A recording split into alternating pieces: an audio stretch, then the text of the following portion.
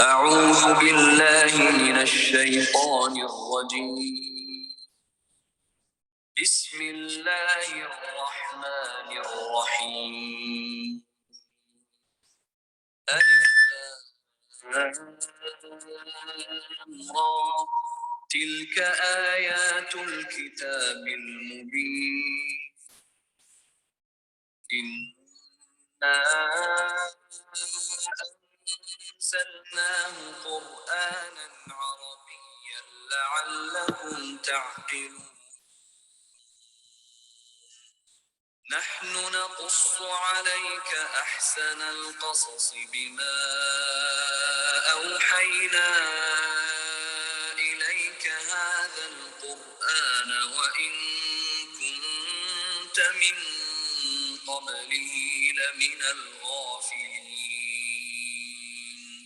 إذ قال يوسف لأبيه يا أبت إني رأيت 11 كوكبا والشمس والقمر رأيتهم لي ساجدين. قال يا بني لا تقصص رؤياك على إخوتك فيكيدوا لك كيدا إن الشيطان للإنسان عدو مبين. وكذلك يجتبيك ربك ويعلمك من تأويل الأحاديث ويتم نعمته عليك وعلى آل يعقوب كما أتمها على أبويك من قبل إبراهيم وإسحاق إن ربك عليم حكيم. اعوذ باللہ من الشیطان الرجیم بسم اللہ الرحمن الرحیم سبحان اللہ وبحمدہ عدد خلقہ ورضا نفسہ وزینۃ عرشہ ومداد کلمات سبحان اللہ وبحمدہ سبحان اللہ العظیم اللہم رب اشرح لی صدری ویسر لی امری واحلل عقدۃ من لسانی یفقہوا قولی رب زدنی علما۔ آپ تمام ساتھیوں کو السلام علیکم ورحمۃ اللہ وبرکاتہ۔ بہت عزیز بہنوں، ہم اپنی آج کی نشست کا آغاز جو ہے نبی کریم صلی اللہ علیہ وسلم کی اس حدیث سے کرتے ہیں کہ جو حضرت ابو ہریرہ رضی اللہ تعالیٰ عنہ سے مروی ہے، جس میں آپ صلی اللہ علیہ وسلم نے فرمایا کہ 7 قسم کے آدمی ایسے ہیں کہ جو قیامت کے دن اللہ تعالیٰ کے عرش کے سائے میں ہوں گے۔ وہ دن جس دن عرش الہی کے سائے کے علاوہ اور کوئی سایہ نہ ہوگا۔ یہ 7 قسم کے آدمی اللہ کے عرش کے سائے میں ہوں گے۔ نمبر 1 حاکم عادل، نمبر 2 وہ نوجوان جو نوجوانی میں اللہ تعالیٰ کی عبادت کرنے والا، یعنی وہ نوجوان جو اللہ تعالیٰ کی عبادت میں پھلا پھولا۔ نمبر 3 وہ شخص جو مسجد سے نکلے تو اس کا دل مسجد میں اٹکا رہے یہاں تک کہ وہ دوبارہ مسجد میں چلا جائے۔ نمبر 4 وہ 2 آدمی جنہوں نے محض اللہ تعالیٰ کی خاطر آپس میں دوستی کی، اس کے لیے جمع ہوئے اور اسی پر جدا ہوئے۔ نمبر 5 وہ شخص جس نے تنہائی میں اللہ تعالیٰ کو یاد کیا تو اس کی آنکھ سے آنسو روا ہو گئے۔ نمبر 6 وہ شخص جس کو کسی صاحب حسب اور نسب اور صاحب حسن اور جمال خاتون نے غلط دعوت، حرام کاری کی دعوت دی، مگر اس نے یہ کہہ کر اس دعوت کو رد کر دیا کہ میں اللہ سے ڈرتا ہوں۔ اور نمبر 7 وہ شخص جس نے صدقہ کیا تو اس کو ایسا چھپا کے کیا کہ اس کے بائیں ہاتھ کو بھی پتہ نہ چلا کہ اس کے دائیں ہاتھ نے کیا خرچ کیا ہے۔ یہ ایک بہت مشہور حدیث ہے جو آپ میں سے بہت سارے لوگوں نے، بلکہ سبھی لوگوں نے اس سے پہلے سنی ہوگی۔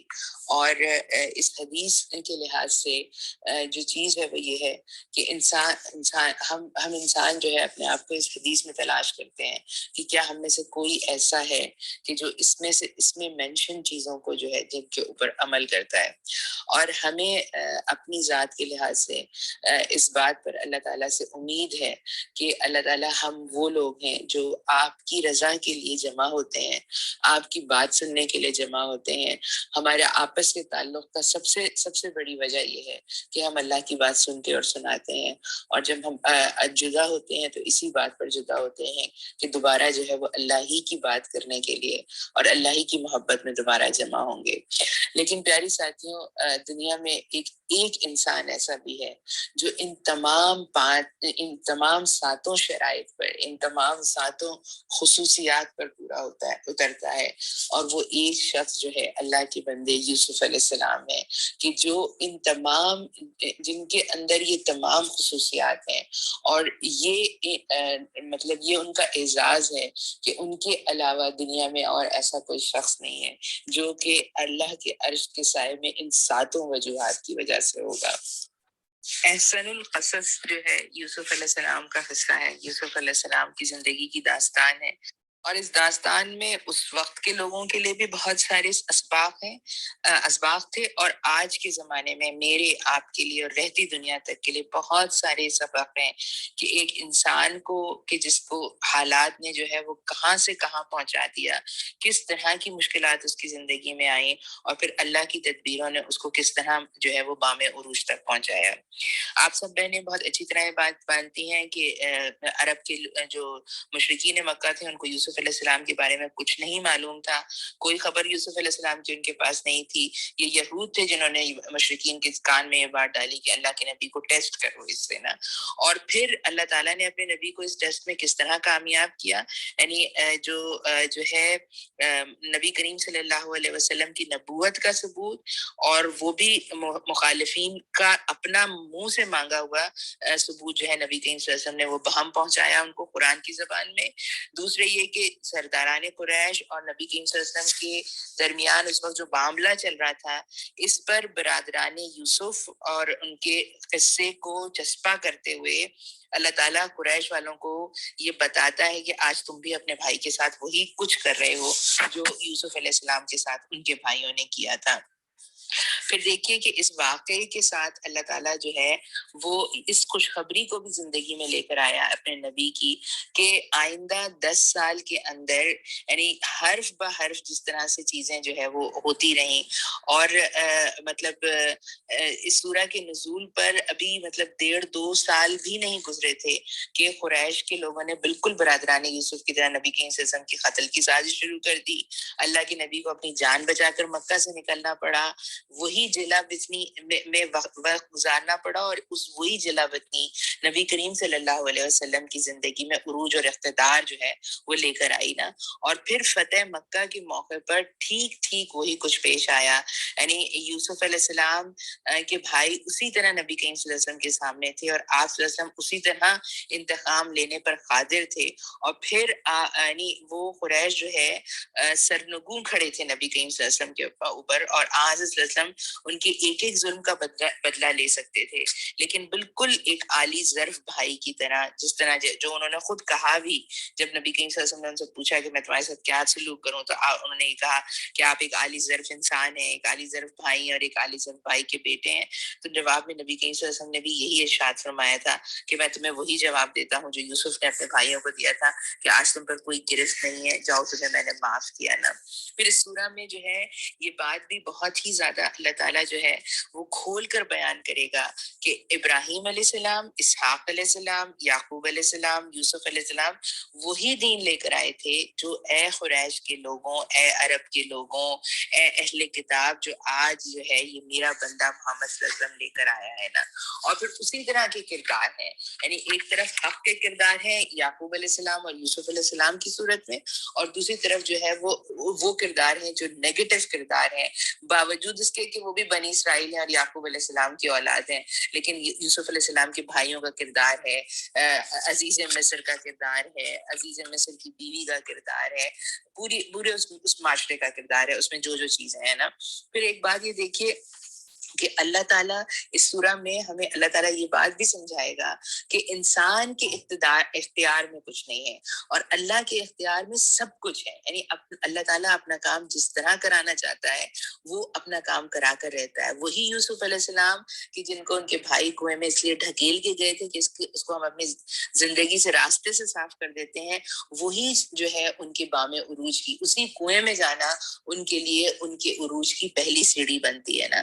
پھر دیکھیے دنیا میں بہت سارے لوگ ایسے ہوتے ہیں جو غلط کام کر کے بڑی چال بازیاں کرتے ہیں, اور عزیز مصر کی بیوی نے جو الزام لگا کے یوسف علیہ السلام کو جس طرح جیل میں بھجوایا, وہ حقیقت مطلب اگر ہم اس کو دیکھیں تو یہی ہمیں سمجھ میں آتا ہے کہ اللہ کی تدبیر کس طرح کی تھی کہ جس چیز سے یوسف علیہ السلام کو ہٹانے کی کوشش کی گئی وہی چیز, وہی ڈنجن, وہی جیل, وہی تہہ خانہ جو ہے وہ یوسف علیہ السلام کو جو ہے وہ بادشاہ وقت کے پاس تک جو ہے وہ لے کر گیا, اور پھر اس کے بعد یوسف علیہ السلام کو وہ اقتدار نصیب ہوا کہ جس کی بدولت آپ جو ہے امام عادل بنے نا. پھر اس کے ساتھ یہ بھی بات ہے پیاری بہنوں کہ مطلب انسان کو اپنے مقصد اپنی تدبیریں دونوں میں ان حدود سے جو ہے وہ تجاوز نہیں کرنی چاہیے جو اللہ تعالیٰ نے کی قوانین ہے. مطلب یوسف علیہ السلام نے کہیں ایسا کوئی کام نہیں کیا, اور کامیابی اور ناکامی جو ہے یہ جو ہے وہ اللہ کے ہاتھ میں ہے. جو شخص جو ہے وہ سیدھے راستے پر رہتا ہے اور جائز تدبیروں سے اپنا کام کرتا ہے, اگر وہ دنیا میں ناکام ہو بھی جائے تو کامیابی اس کو ملتی ہے. لیکن اگر کوئی آدمی غلط طریقے سے کام کرتا ہے تو اس کو آخرت کی سزا اور وہاں کا عذاب تو ہے ہی, دنیا میں بھی اللہ تعالیٰ اس کے معاملوں کو جو ہے لوگوں کے سامنے جو ہے وہ کھول دیتا ہے. پھر اس پورے واقعے میں ہمیں جو کردار کی مضبوطی کے لحاظ سے بات سمجھ میں آئے گی نا کہ اگر فرد کا کردار مضبوط ہو تو کیسے کیسے حالات میں وہ جو ہے وہ اس کردار کی بدولت جو ہے اپنے آپ کو جو ہے وہ مستحکم بنا لیتا ہے, اپنے آپ کے اوپر کھڑا رہتا ہے, اور انصاف اور ایمانداری کی چیز کے اوپر سے اس کو ہٹنا نہیں پڑتا ہے. یعنی اگر آپ دیکھیے کہ 17 برس کی عمر تھی, تنے تنہا تھے یوسف علیہ السلام, بے سر و سامان تھے, اجنبی ملک میں تھے, اور پھر کمزوری کی انتہا یہ کہ غلام بنا کے بیچ دیے گئے تھے. لیکن اللہ تعالیٰ نے پھر اسی یوسف علیہ السلام کو جو ہے یعنی مطلب یعنی 17-18 سال کی عمر میں وہاں پہنچے, جو ہے عزیز مصر کے پاس 2-3 سال عزیز مصر کے گھر میں رہے, 8-9 سال جیل میں گزارے, 30 سال کی عمر میں ملک کے سربراہ ہوئے, اور 80 سال تک بلا شرکت غیر تمام مملکت مصر پر انہوں نے حکومت کی نا. اپنی حکومت کے 9ویں یا 10ویں سال میں انہوں نے یعقوب علیہ السلام کو اور ان کے پورے خاندان کو جو ہے فلسطین سے جو ہے وہ مصر بلا لیا, اور اس طرح سے ان کی آبادی ہوئی, اور پھر وہ معافی کا سلسلہ ہوا, اور وہ ساری چیزیں جو انشاءاللہ تعالیٰ اب ہم آگے جا کے یوسف علیہ السلام کے اس پورے قصے میں جو ہے وہ پڑھیں گے. ہم کوشش یہ کریں گے کہ یہ احسن القصص ہے, اس کو ہم اللہ مطلب جس طرح اللہ نے بیان کیا ہے اسی طرح اس کو پڑھ لیں پوری طرح, اور اس کے بعد اس پورے قصے میں سے جو لیسنز ہیں ان کو ہم جو ہے وہ ڈسکس کر لیں. بسم اللہ من الشیطان الرجیم, بسم اللہ الرحمن الرحیم. سورہ کا رواں ترجمے کا آغاز کرتے ہیں. الف لام را, یہ بھی الف لام را سے شروع ہونے والی سورہ ہے. یہ اس کتاب کی آیات ہیں جو اپنا مدعا صاف صاف بیان کرتی ہے. کتاب مبین ہے یہ, ہم نے اسے نازل کیا قرآن بنا کر عربی زبان میں تاکہ تم اہل عرب اس کو اچھی طرح سمجھ سکو. اے محمد صلی اللہ علیہ وسلم, ہم اس قرآن کو تمہاری طرف وحی کر کے بہترین پیرائے میں واقعات اور حقائق تم سے بیان کرتے ہیں, ورنہ اس سے پہلے تو ان چیزوں سے تم بالکل بے خبر تھے. یہ اس وقت کا ذکر ہے جب یوسف علیہ السلام نے اپنے باپ سے کہا, ابا جان میں نے خواب دیکھا ہے کہ 11 ستارے ہیں اور سورج اور چاند ہیں اور وہ مجھے سجدہ کر رہے ہیں. عزیز بہنوں, میری ایک گزارش آپ سے ضرور ہوگی کہ یوسف علیہ السلام کا واقعہ سنتے وقت جو ہے نا اپنی امیجنیشن کو جو ہے کافی جو ہے نا وہ براڈ کریں, اور جو اللہ تعالیٰ بات کر رہا ہے نا اس کی ایک تصویر اپنے ذہن میں بناتے جائیں کہ کس طرح سے واقعہ ہے. اب ایک یوسف علیہ السلام ہے, انتہائی حسین جمیل, بہت ہی پیارے انسان, ایک نبی کے بیٹے ہیں, دوسرے آپ کو نبوت ملنے والی ہے, اور بیان کیا کر رہے ہیں اپنے ابا جان سے اپنا خواب کہ میں نے سورج اور چاند میں نے دیکھا ہے کہ 11 ستارے ہیں اور سورج اور چاند ہے اور وہ مجھے سجدہ کر رہے ہیں. جواب میں اس کے باپ نے کہا, بیٹا اپنا یہ خواب اپنے بھائیوں کا نہ سنانا، اور نہ وہ ورنہ وہ تیرے در پر آزار ہو جائیں گے۔ حقیقت یہ ہے کہ شیطان آدمی کا کھلا دشمن ہے، اور ایسا ہی ہوگا جیسا تو نے خواب میں دیکھا ہے۔ تیرا رب تجھے اپنے کام کے لیے منتخب کرے گا اور تجھے باتوں کی تہ تک پہنچنا سکھائے گا، اور تیرے اوپر اور آل یعقوب پر اپنی نعمت اس طرح پوری کرے گا جس طرح اس نے پہلے تیرے بزرگوں ابراہیم اسحاق پر کر چکا ہے۔ یقیناً تیرا رب علیم اور حکیم ہے۔ یہاں پر یوسف علیہ السلام کی جو ایک خاص خصوصیت ان کے پیغمبر والد ان کے سامنے بیان کر رہے ہیں وہ یہ ہے کہ اللہ تعالیٰ تیرے اندر وہ صلاحیت پیدا کرنے والا ہے کہ جس سے تو باتوں کی تہ تک پہنچے گا۔ حقیقت یہ ہے کہ یوسف علیہ السلام اور اس کے بھائیوں کے قصے میں ان پوچھنے والے یعنی قریش کے لیے بڑی نشانیاں ہیں۔ یہ قصہ یوں شروع ہوتا ہے کہ اس کے بھائیوں نے آپس میں کہا۔ اب آپ سوچئے، ذرا سے ذہن پر یہ سوچئے کہ اب ایک سین ہے جو اللہ تعالیٰ کریٹ کر رہا ہے۔ یہ قصہ یوں شروع ہوتا ہے کہ اس کے بھائیوں نے آپس میں کہا، یہ یوسف اور اس کا بھائی دونوں ہمارے والد کو ہم سب سے زیادہ محبوب ہیں، حالانکہ ہم ایک پورا جتھا ہیں۔ بالکل وہی چیز حسد جس نے شیطان سے جو ہے وہ کام کروایا تھا، اس وقت جو ہے وہ یوسف علیہ السلام کے بھائیوں کو وہی حسد ہے، وہی جو ہے ان کے اندر تکبر ہے کہ ہم تو جتھا ہے پورا، اور باپ کو جو ہے وہ یہ کمزور سے دو بھائی پسند ہے۔ سچی بات یہ ہے کہ ہمارے ابا جان بالکل ہی بہک گئے ہیں۔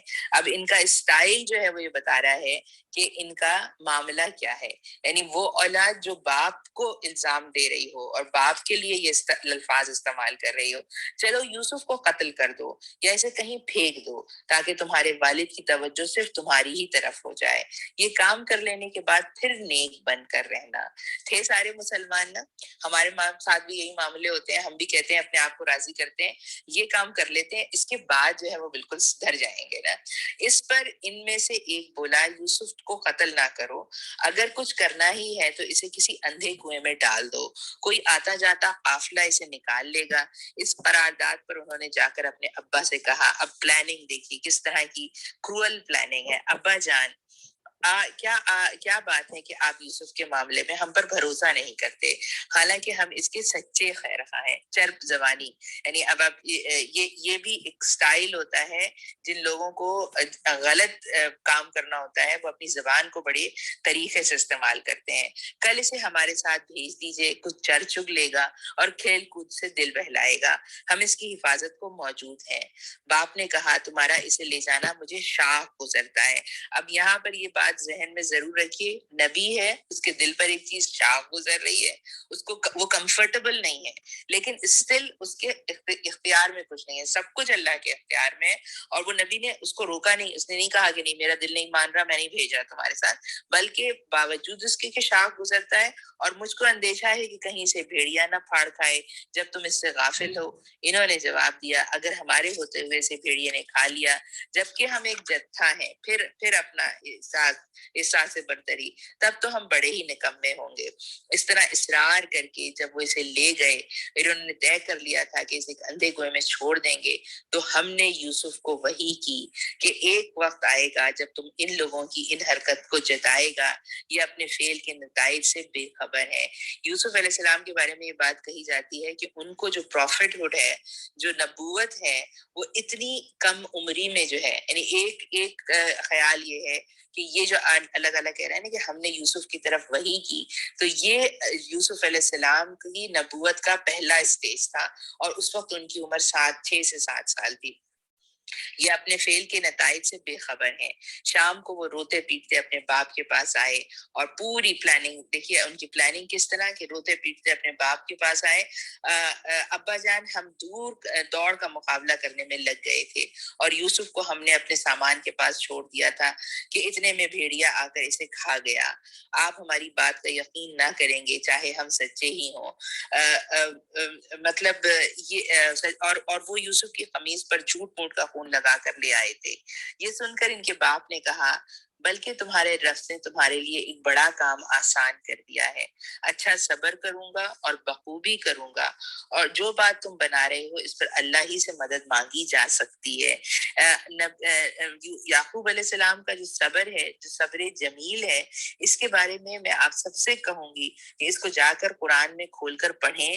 صبر جمیل سے کیا معاملہ ہوتا ہے، صبر جمیل کی کیا صورت ہوتی ہے۔ صبر جمیل کی صورت میں یہ نہیں ہے کہ انسان کا دل غمگین نہیں ہوگا اور اس کی آنکھوں سے آنسو نہیں جاری ہوگا، لیکن جو چیز ہوگی وہ یہ کہ اللہ پر بھروسہ ہوگا، اللہ تعالیٰ مستعان ہوگا ہمارا، اسی سے جو ہے ہم مدد مانگیں گے اور اس کی مدد کے آنے کا ہمیں پورا یقین ہوگا۔ ہم یقین کے ساتھ اس چیز کو رکھیں گے کہ ہم جو چیز اللہ تعالیٰ سے مانگ رہے ہیں وہ ہمیں ملنے والی ہے۔ ادھر ایک قافلہ آیا، اور اب آپ یہ ضرور ذہن میں رکھیے کہ یہ اللہ کا نبی ہے، میرے اور آپ کے جیسا کوئی کامن انسان نہیں ہے، اور اللہ سے یہ مانگ رہا ہے، مسلسل 30 سال تک مانگتا رہے گا، تب جا کے اس کی دعا قبول ہوگی۔ 30+ ایئرز یعقوب علیہ السلام دعا کرتے رہے اللہ سے، اس کے بعد اللہ تعالیٰ نے ان کی دعا قبول کی۔ ادھر ایک قافلہ آیا اور اس نے اپنے سقے کو پانی لانے کے لیے بھیجا۔ سقے نے جو کنویں میں ڈول ڈالا تو یوسف کو دیکھ کر پکار اٹھا، مبارک ہو، یہاں تو ایک لڑکا ہے۔ ان لوگوں نے اس کو مال تجارت سمجھ کر چھپا لیا، حالانکہ وہ جو کچھ کر رہے تھے خدا اس سے باخبر تھا۔ آخر کار انہوں نے اس کو تھوڑی سی قیمت پر چند درہموں کے عوض بیچ ڈالا، اور وہ اس کی قیمت کے معاملے میں کچھ زیادہ کے امیدوار بھی نہیں تھے۔ مصر کے جس شخص نے اسے خریدا، اس نے اپنی بیوی سے کہا، اس کو اچھی طرح رکھنا، بعید نہیں کہ ہمارے لیے مفید ثابت ہو اور ہم اس کو اپنا بیٹا ہی بنا لیں۔ اس طرح ہم نے یوسف کے لیے اس سرزمین میں قدم جمانے کی صورت نکالی اور اسے معاملہ فہمی کی تعلیم دینے کا انتظام کیا۔ اللہ تعالیٰ کی پلاننگ کیسی زبردست ہے، لے کر جانا ہے یوسف علیہ السلام کو، بنانا ہے مصر کا بادشاہ، اور اس بادشاہت کی تربیت دینے کے لیے اللہ تعالیٰ لے کر آیا ہے ایک بڑے منسٹر کے گھر میں، اور وہ منسٹر اپنا ایک پولیٹیکل سٹیٹس رکھتا ہے، اس کے پاس شاید منسٹری آف فائنانس تھی، جس کی یوسف علیہ السلام نے بالکل انڈیویجول تعلیم جو ہے وہ اس سے حاصل کر لی نا۔ اللہ اپنا کام کر کے رہتا ہے مگر اکثر لوگ جانتے نہیں۔ اور آگے آیت نمبر 22 میں اللہ تعالیٰ کہتا ہے، اور جب وہ اپنی پوری جوانی کو، یعنی اپنی پوری صلاحیت والی ایج کو، پروڈکٹیو ایج کو پہنچا، تو ہم نے اسے قوت فیصلہ اور علم عطا کیا۔ اس طرح ہم نیک لوگوں کو جزا دیتے ہیں۔ پیاری بہنوں، یہ اللہ سبحانہ تعالیٰ کی سنت ہے کہ جب بندہ اس کے قریب آتا ہے تو اللہ تعالیٰ اس کو سنبھال لیتا ہے نا، اس کو سنبھالنے کی طاقت دیتا ہے۔ جس عورت کے گھر میں وہ تھا وہ اس پر ڈورے ڈالنے لگی، یعنی اب یہ جو کام ہے نا، یہ ایسا نہیں ہے کہ ایک دن میں ہو گیا، بلکہ گریجولی اس نے یہ کام کیا کہ ڈورے، اور ایک روز دروازہ بند کر کے، فائنلی اب ایک روز دروازہ بند کر کے بولی، آ جا۔ یوسف نے کہا، خدا کی پناہ، میرے رب نے تو مجھے اچھی منزلت بخشی ہے اور میں یہ کام کروں؟ ایسے ظالم لوگ کبھی فلاح نہیں پایا کرتے۔ وہ اس کی طرف بڑھی اور یوسف بھی اس کی طرف بڑھتا اگر اپنے رب کی برہان نہ دیکھ لیتا۔ اس برہان کے بارے میں یہ بات بھی کہی جاتی ہے کہ یوسف علیہ السلام کو اللہ کا احساس کی بات ہے یہاں پہ، ان کی جو نالج تھی، اور یہ بھی کہا جاتا ہے کہ یہ ان کو اللہ تعالیٰ نے ان کی نبوت کا پیغام جو ہے نا، ان کی نبوت کی جو میسج ہے، وہ اس وقت اللہ تعالیٰ نے بتا دیا ان کو کہ اللہ تعالیٰ تم سے کیا کام کرانے جا رہا ہے نا۔ ایسا ہوا تاکہ ہم اس سے بدی اور بے حیائی کو دور کر دیں۔ در حقیقت وہ ہمارے چنے ہوئے بندوں میں سے تھا۔ آخر کار یوسف اور وہ آگے پیچھے دروازے کی طرف بھاگے، اور اس کے پیچھے سے یوسف کا قمیص کھینچ کے پھاڑ دیا۔ آگے جانے سے پہلے پیاری بہنوں، ایک چیز جو ہے میں آپ لوگوں کو پڑھ کر بتانا چاہتی ہوں، اور وہ یہ کہ یہ جو یوسف علیہ السلام کا کہنا ہے نا کہ میرے رب نے مجھے یہ منزلت بخشی اور میں ایسا برا کام کروں، ایسے ظالم لوگ کبھی فلاح نہیں پاتے، یہ مطلب، اور یہی وہ برہان حق تھی جس نے سیدنا یوسف علیہ السلام کو اس بالکل نوخیز جوانی کے عالم میں ایسے نازک موقع پر معصیت سے جو ہے وہ باز رکھا نا۔ پھر یہ جو فرمایا کہ یوسف بھی اس کی طرف بڑھتا اگر اپنے رب کی بحران نہ دیکھ لیتا، تو اس سے عصمت انبیاء کی جو حقیقت ہے اس پر بھی پوری طرح روشنی پڑتی ہے۔ نبی کی معصومیت کے معنی یہ نہیں ہے کہ اس سے گناہ اور لغزش کی قوت اور استعداد سلب کر لی جاتی ہے، حتیٰ کہ گناہ کا صدور اس کے امکان ہی میں نہیں رہا۔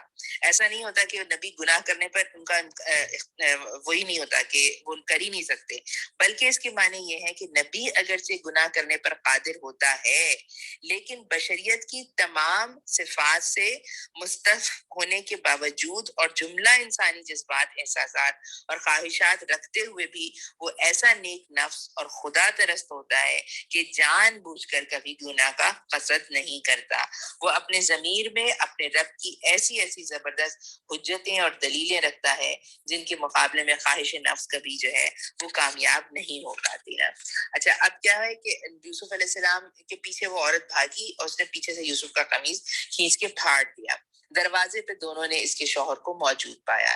اسے دیکھتے ہی عورت کہنے لگی، کیا سزا ہے اس شخص کی جو تیری گھر والی پر نیت خراب کرے؟ اب یہ جو اس کا کرمنل مائنڈ ہے نا اس عورت کا، وہ اس سے کیا بلوا رہا ہے؟ اس کے سوا اور کیا سزا ہو سکتی ہے کہ وہ قید کر دیا جائے اور اسے سخت عذاب دیا جائے؟ یوسف نے کہا، یہی مجھے پھنسا۔ یوسف علیہ السلام نے کہا، یہی مجھے پھنسانے کی کوشش کر رہی تھی۔ اس عورت کے اپنے کنبے والوں میں سے ایک شخص نے قرینے کی شہادت پیش کی کہ اگر یوسف کا قمیض آگے سے پھٹا ہو تو عورت سچی ہے اور یہ جھوٹا ہے، اور اگر اس کا قمیض پیچھے سے پھٹا ہو تو عورت جھوٹی ہے اور یہ سچا ہے۔ جب شوہر نے دیکھا کہ یوسف کا قمیض پیچھے سے پھٹا ہے تو اس نے کہا، یہ تم عورتوں کی چالاکیاں ہیں، واقعی بڑے غضب کی ہوتی ہیں تمہاری چالیں۔ یوسف علیہ السلام اس معاملے سے درگزر کر اور اے عورت تو اپنے قصور کی معافی مانگ، تو ہی اصل میں خطا کار ہے۔ اب بات یہ سمجھیں پیاری بہنوں، اس بات کو بالکل ذہن میں لے کر آئیں کہ معاملہ تو دین اینڈ دیر سیٹل ہو گیا تھا، یعنی قرینے کی شہادت یہ آ گئی تھی کہ یوسف علیہ السلام جو ہے وہ انوسینٹ ہیں، انہوں نے قصور نہیں کیا، اور عورت کی چال بازی بھی اس کے شوہر کو سمجھ میں آ گئی تھی۔ لیکن اب حالات جو ہے، یعنی آپ ذرا اس بات کو بھی ذہن میں رکھیں کہ یہ جو بڑے بڑے عمرہ لوگ ہوتے ہیں ان کے گھروں میں کس قسم کا ماحول ہوتا ہے، اور اپنے گھر والوں کے قصور ان کے سامنے بالکل عیاں ہونے کے باوجود وہ کس طرح ان کے اوپر پردہ ڈال دیتے ہیں۔ یوسف علیہ السلام ایک ٹرسٹڈ اس کے سرونٹ ہیں، یہی وجہ ہے کہ وہ یوسف علیہ السلام سے یہ بات کہتے ہیں کہ آپ درگزر فرما دیجیے، اور عورت کو بھی کہتے ہیں کہ تو معافی مانگ۔ لیکن اس کے آگے بڑھ کر کوئی چیز جو ہے نا، یعنی اپنے گناہ کو چھپا لیا جاتا ہے۔ اچھا، اب یہ تو ہو گیا عزیز مصر کا معاملہ۔ عورت کو اب آپ دیکھیں مزید نا، اور اس کو ہم تھوڑا سا ڈسکس کر بھی لیں گے انشاءاللہ جب ہم کامنٹ کریں گے اس پورے قصے پہ، یا اگر موقع ملا تو ابھی کر لیتے ہیں۔ شہر کی عورتیں آپس میں چرچا کرنے لگیں کہ عزیز کی بیوی اپنے نوجوان غلام کے پیچھے پڑی ہوئی ہے، جو ہے محبت نے اس کو بے قابو کر رکھا ہے، ہمارے نزدیک تو وہ سری غلطی کر رہی ہے۔ اس نے جو ان کی یہ مکارانہ باتیں سنی تو ان کو بلاوا بھیج دیا اور ان کے لیے تکیے دار مجلس آراستہ کی، اور ضیافت میں ہر ایک کے آگے ایک چھری رکھ دی۔ پھر عین اس وقت جب وہ پھل کاٹ کاٹ کر کھا رہی تھی، اس نے یوسف کو اشارہ کیا کہ ان کے سامنے نکلا۔ جب ان عورتوں کی نگاہ اس پر پڑی تو وہ دنگ رہ گئیں اور اپنا ہاتھ کاٹ بیٹھی اور بے ساختہ پکار اٹھی، ہاش اللہ، یہ شخص انسان نہیں، یہ تو کوئی بزرگ فرشتہ ہے۔ عزیز کی بیوی نے کہا، دیکھ لیا، یہ ہے وہ شخص جس کے معاملے میں تم مجھ پر باتیں بناتی تھی۔ بے شک میں نے اس کو رجھانے کی کوشش کی تھی مگر یہ بچ نکلا۔ اگر یہ میرا کہنا نہ مانے گا تو قید کیا جائے گا اور بہت ذلیل و خوار ہوگا۔ یوسف نے کہا، اے میرے رب، قید مجھے منظور ہے بنسبت اس کے کہ میں وہ کام کروں جو یہ لوگ مجھ سے چاہتے ہیں، اور اگر تو نے ان کی چالوں کو مجھ سے دفع نہ کیا تو میں ان کے دام میں پھنس جاؤں گا اور جاہلوں میں شامل ہوں گا۔ اس کے رب نے اس کی دعا قبول کی اور ان عورتوں کی چالیں سے دفع کر دی، بے شک وہی ہے جو سب کی سنتا اور سب کچھ جو ہے جانتا ہے۔ تو ہمیں بڑی اچھی طرح اندازہ ہو رہا ہے کہ اس وقت کے مصر کے اونچے طبقے کی اخلاقی حالت جو ہے وہ بالکل وہی تھی تقریباً جو آج کی ہماری جو ایلیٹ کلاس ہوتی ہے ان کے گھروں کا حال ہوتا ہے۔ یعنی عزیز مصر کی بیوی کو اس بات کی فکر نہیں ہوئی کہ اس کے اوپر جو الزام لگایا گیا ہے وہ اس سے شرمندہ ہوتی، بلکہ اس نے جو ہے کام یہ کیا کہ ان عورتوں کو بلایا جو اس کے اوپر الزام لگا رہی تھیں اور باتیں بنا رہی تھیں کہ آؤ میں تمہیں دکھاتی ہوں کہ وہ چیز کیا ہے ہے جس پہ میں فریفتہ ہو رہی تھی. اور جب وہ چیز ان کے سامنے آئی تو ان سب کا مورل اور ان سب کا کیریکٹر جو ہے وہ اسی جو ہے وہ لیول پر آ گیا تھا کہ وہ سب کی سب جو ہے وہ یوسف علیہ السلام کی دیوانی ہو گئیں. اچھا اب یہاں پر نا کچھ چیزیں ہیں، یہ جو حاشا اللہ ان کے منہ سے نکلا ہوا لفظ یا اس سے سملر ان کی زبان میں جو بھی لفظ وہ استعمال کرتی ہیں اللہ تعالیٰ نے یہاں رکھا. اور ساتھ میں یہ بھی بات کہ وہ کوئی کہتی ہیں کہ تو کوئی بزرگ فرشتہ ہے. یعنی فنڈامنٹل آف ریلیجن تو انسانوں کے پاس ہوتے ہیں، لیکن انسان اس کے باوجود جو ہے وہ اس چیز کو مطلب ریئلائز نہیں کرتے، اور کس طرح جو ہے یعنی گناہ کا ارادہ کر رہے ہوتے ہیں تو بھی آگے والے فرد کو فرشتہ کہہ رہے ہوتے ہیں. اچھا اب یہ بھی صورتحال ہے کہ اس میں جو ہے یہ عورتیں یعنی عزیز مصر کی بیوی بالکل کھل کے یہ بات کہتی ہے کہ ہاں میں نے اس کو رجھانے کی کوشش کی. اور یہ چیز بالکل وہی ہے جو آج ہم دیکھتے ہیں نا کہ ہماری وہ سوسائٹی یا جو بالکل امریکنائز اور یورپینائز ہوئی بھی ہوتی ہے، یعنی جس بے باکی آج کی صدی کی بے باکی جو ہے وہ کوئی نئی چیز نہیں ہے. اور یعنی یہ جو دقیانوسی ہے یہ سینکڑوں برس پہلے کی مصر میں بھی موجود تھی، اور ان کا بھی حال یہ تھا کہ وہ اس چیز پر فخر کرتی تھیں کہ ہاں ہم جو ہے وہ اس لائف سٹائل سے رہتے ہیں اور ہمیں اس پر کوئی جو ہے وہ شرم نہیں ہے، کوئی حیا نہیں ہے. اور تم میں سے کسی کے سامنے بھی اگر یوسف ہوتا اور پل کر بڑھ رہا ہوتا اور جوان ہوتا تو تم بھی یہی کام کر رہی ہوتی. لیکن دوسری طرف جو یوسف علیہ السلام کا کیریکٹر ہمارے سامنے آتا ہے وہ بھی ہمیں یہ بات سمجھاتا ہے کہ حالات چاہے کیسے ہی ہوں، جو اللہ کا نیک بندہ ہوتا ہے وہ اللہ کے ساتھ اپنے آپ کو ٹھوک کر رکھتا ہے، اور دوسری طرف یہ کہ ٹھوکنے کے باوجود اس کے اندر کسی قسم کا استکبار نہیں ہوتا. یعنی یوسف علیہ السلام نے اس پورے معاملے میں کہیں پر یہ نہیں کہا کہ اللہ تعالیٰ پورا جال تو میرے سامنے بنا گیا ہے، ہر ایک جو ہے وہ کھڑا ہوا ہے، ہر جگہ سے مجھے دستک مل رہی ہے، ہر ایک میرے لیے تیار بیٹھا ہے، اور میرا حال یہ ہے کہ میں جو ہے وہ آپ کا نیک بندہ بناؤں. بلکہ کیا ہے انتہائی عاجزی سے کہتے ہیں اللہ تعالیٰ مجھے جو ہے ان کی چالوں سے بچا کر رکھیے، ان کی چالیں مجھ سے دفع کر دیجئے کہ میں ان کے دام میں پھنس نہ جاؤں اور جاہلوں میں نہ شامل ہو جاؤں. یہ بندہ مومن کا معاملہ ہوتا ہے کہ اپنی طاقت سے وہ سیدھے راستے پر رہنے کے باوجود جو ہے اس کے اندر کی انکساری یہ ہوتی ہے، اور اپنے آپ سے اس کا یعنی اس بات کا اس کو ڈر ہوتا ہے کہ کہیں جو ہے اس سے جو ہے باوجود صحیح رہنے کی کوئی غلط کام نہ ہو جائے. آگے آیت نمبر 35 میں جو ہے اللہ تعالیٰ فرماتے ہیں پھر ان لوگوں کو یہ سوجی کے ایک مدت کے لیے اسے قید کر دیں، حالانکہ وہ اس کی پاک دامنی اور اپنی عورتوں کے برے اتوار کی سری نشانیاں دیکھ چکے تھے. یعنی آپ واقعی سچی سوچیں تو ہمیں بالکل لگتا ہے کہ یہ کوئی ایسی سوسائٹی نہیں ہے جس کا جو ہمارے لیے بڑی اسٹرینج سوسائٹی ہو. ہماری سوسائٹی میں بھی بڑے بڑے لوگ بڑے بڑے گناہ کرتے ہیں، اور ان کے اوپر کس طرح پردہ ڈال دیا جاتا ہے، اور بے گناہ کو کس طرح جو ہے وہ قید اور بند کی صحبتیں برداشت کرنی پڑتی ہیں. قید خانے میں 2 غلام بھی اور بھی اس کے ساتھ داخل ہوئے. ایک روز ان میں سے ایک نے اس سے کہا میں نے خواب میں دیکھا ہے کہ میں شراب کشید کر رہا ہوں. دوسرے نے کہا میں نے دیکھا ہے میرے سر پر روٹیاں رکھی ہیں اور پرندے ان کو کھا رہے ہیں. دونوں نے کہا ہمیں اس کی تعبیر بتائیے، ہم دیکھتے ہیں کہ آپ ایک نیک آدمی ہیں. یوسف نے کہا اب ذرا دائی کا انداز دیکھیے نا، یعنی دائی یوسف علیہ السلام کا اللہ کی طرف لوگوں کو بلانے کا انداز دیکھیے. یہاں جو کھانا ملا کرتا ہے اس کے آنے سے پہلے میں تمہیں ان خوابوں کی تعبیر بتا دوں گا. یہ علم ان علوم میں سے ہے جو میرے رب نے مجھے عطا کیے ہیں. اپنی طرف سے اپنی کوئی بڑائی نہیں، ہر چیز پر اللہ کا شکر اور اللہ کی عطا اس کو مینشن کرنا ہے. واقعہ یہ ہے کہ میں نے ان لوگوں کا طریقہ چھوڑ کر جو اللہ پر ایمان نہیں لاتے اور آخرت کا انکار کرتے ہیں اپنے بزرگوں ابراہیم، اسحاق اور یعقوب کا طریقہ اختیار کر لیا ہے. ہمارا یہ کام نہیں کہ اللہ کے ساتھ کسی کو شریک ٹھہرائیں. در حقیقت یہ اللہ کا فضل ہے ہم پر اور تمام انسانوں پر کہ اس نے اپنے سوا کسی کا بندہ ہمیں نہیں بنایا، مگر اکثر لوگ شکر نہیں کرتے. اے زندان کے ساتھیوں تم خود ہی سوچو، بہت سے متفرق رب بہتر ہیں یا وہ ایک اللہ جو سب پر غالب ہے؟ اس کو چھوڑ کر تم جن کی بندگی کر رہے ہو وہ اس کے سوا کچھ نہیں ہے کہ بس چند نام ہیں جو تم نے اور تمہارے آباء و اجداد نے رکھ دیے ہیں. اللہ نے ان کے لیے کوئی سند نازل نہیں کی.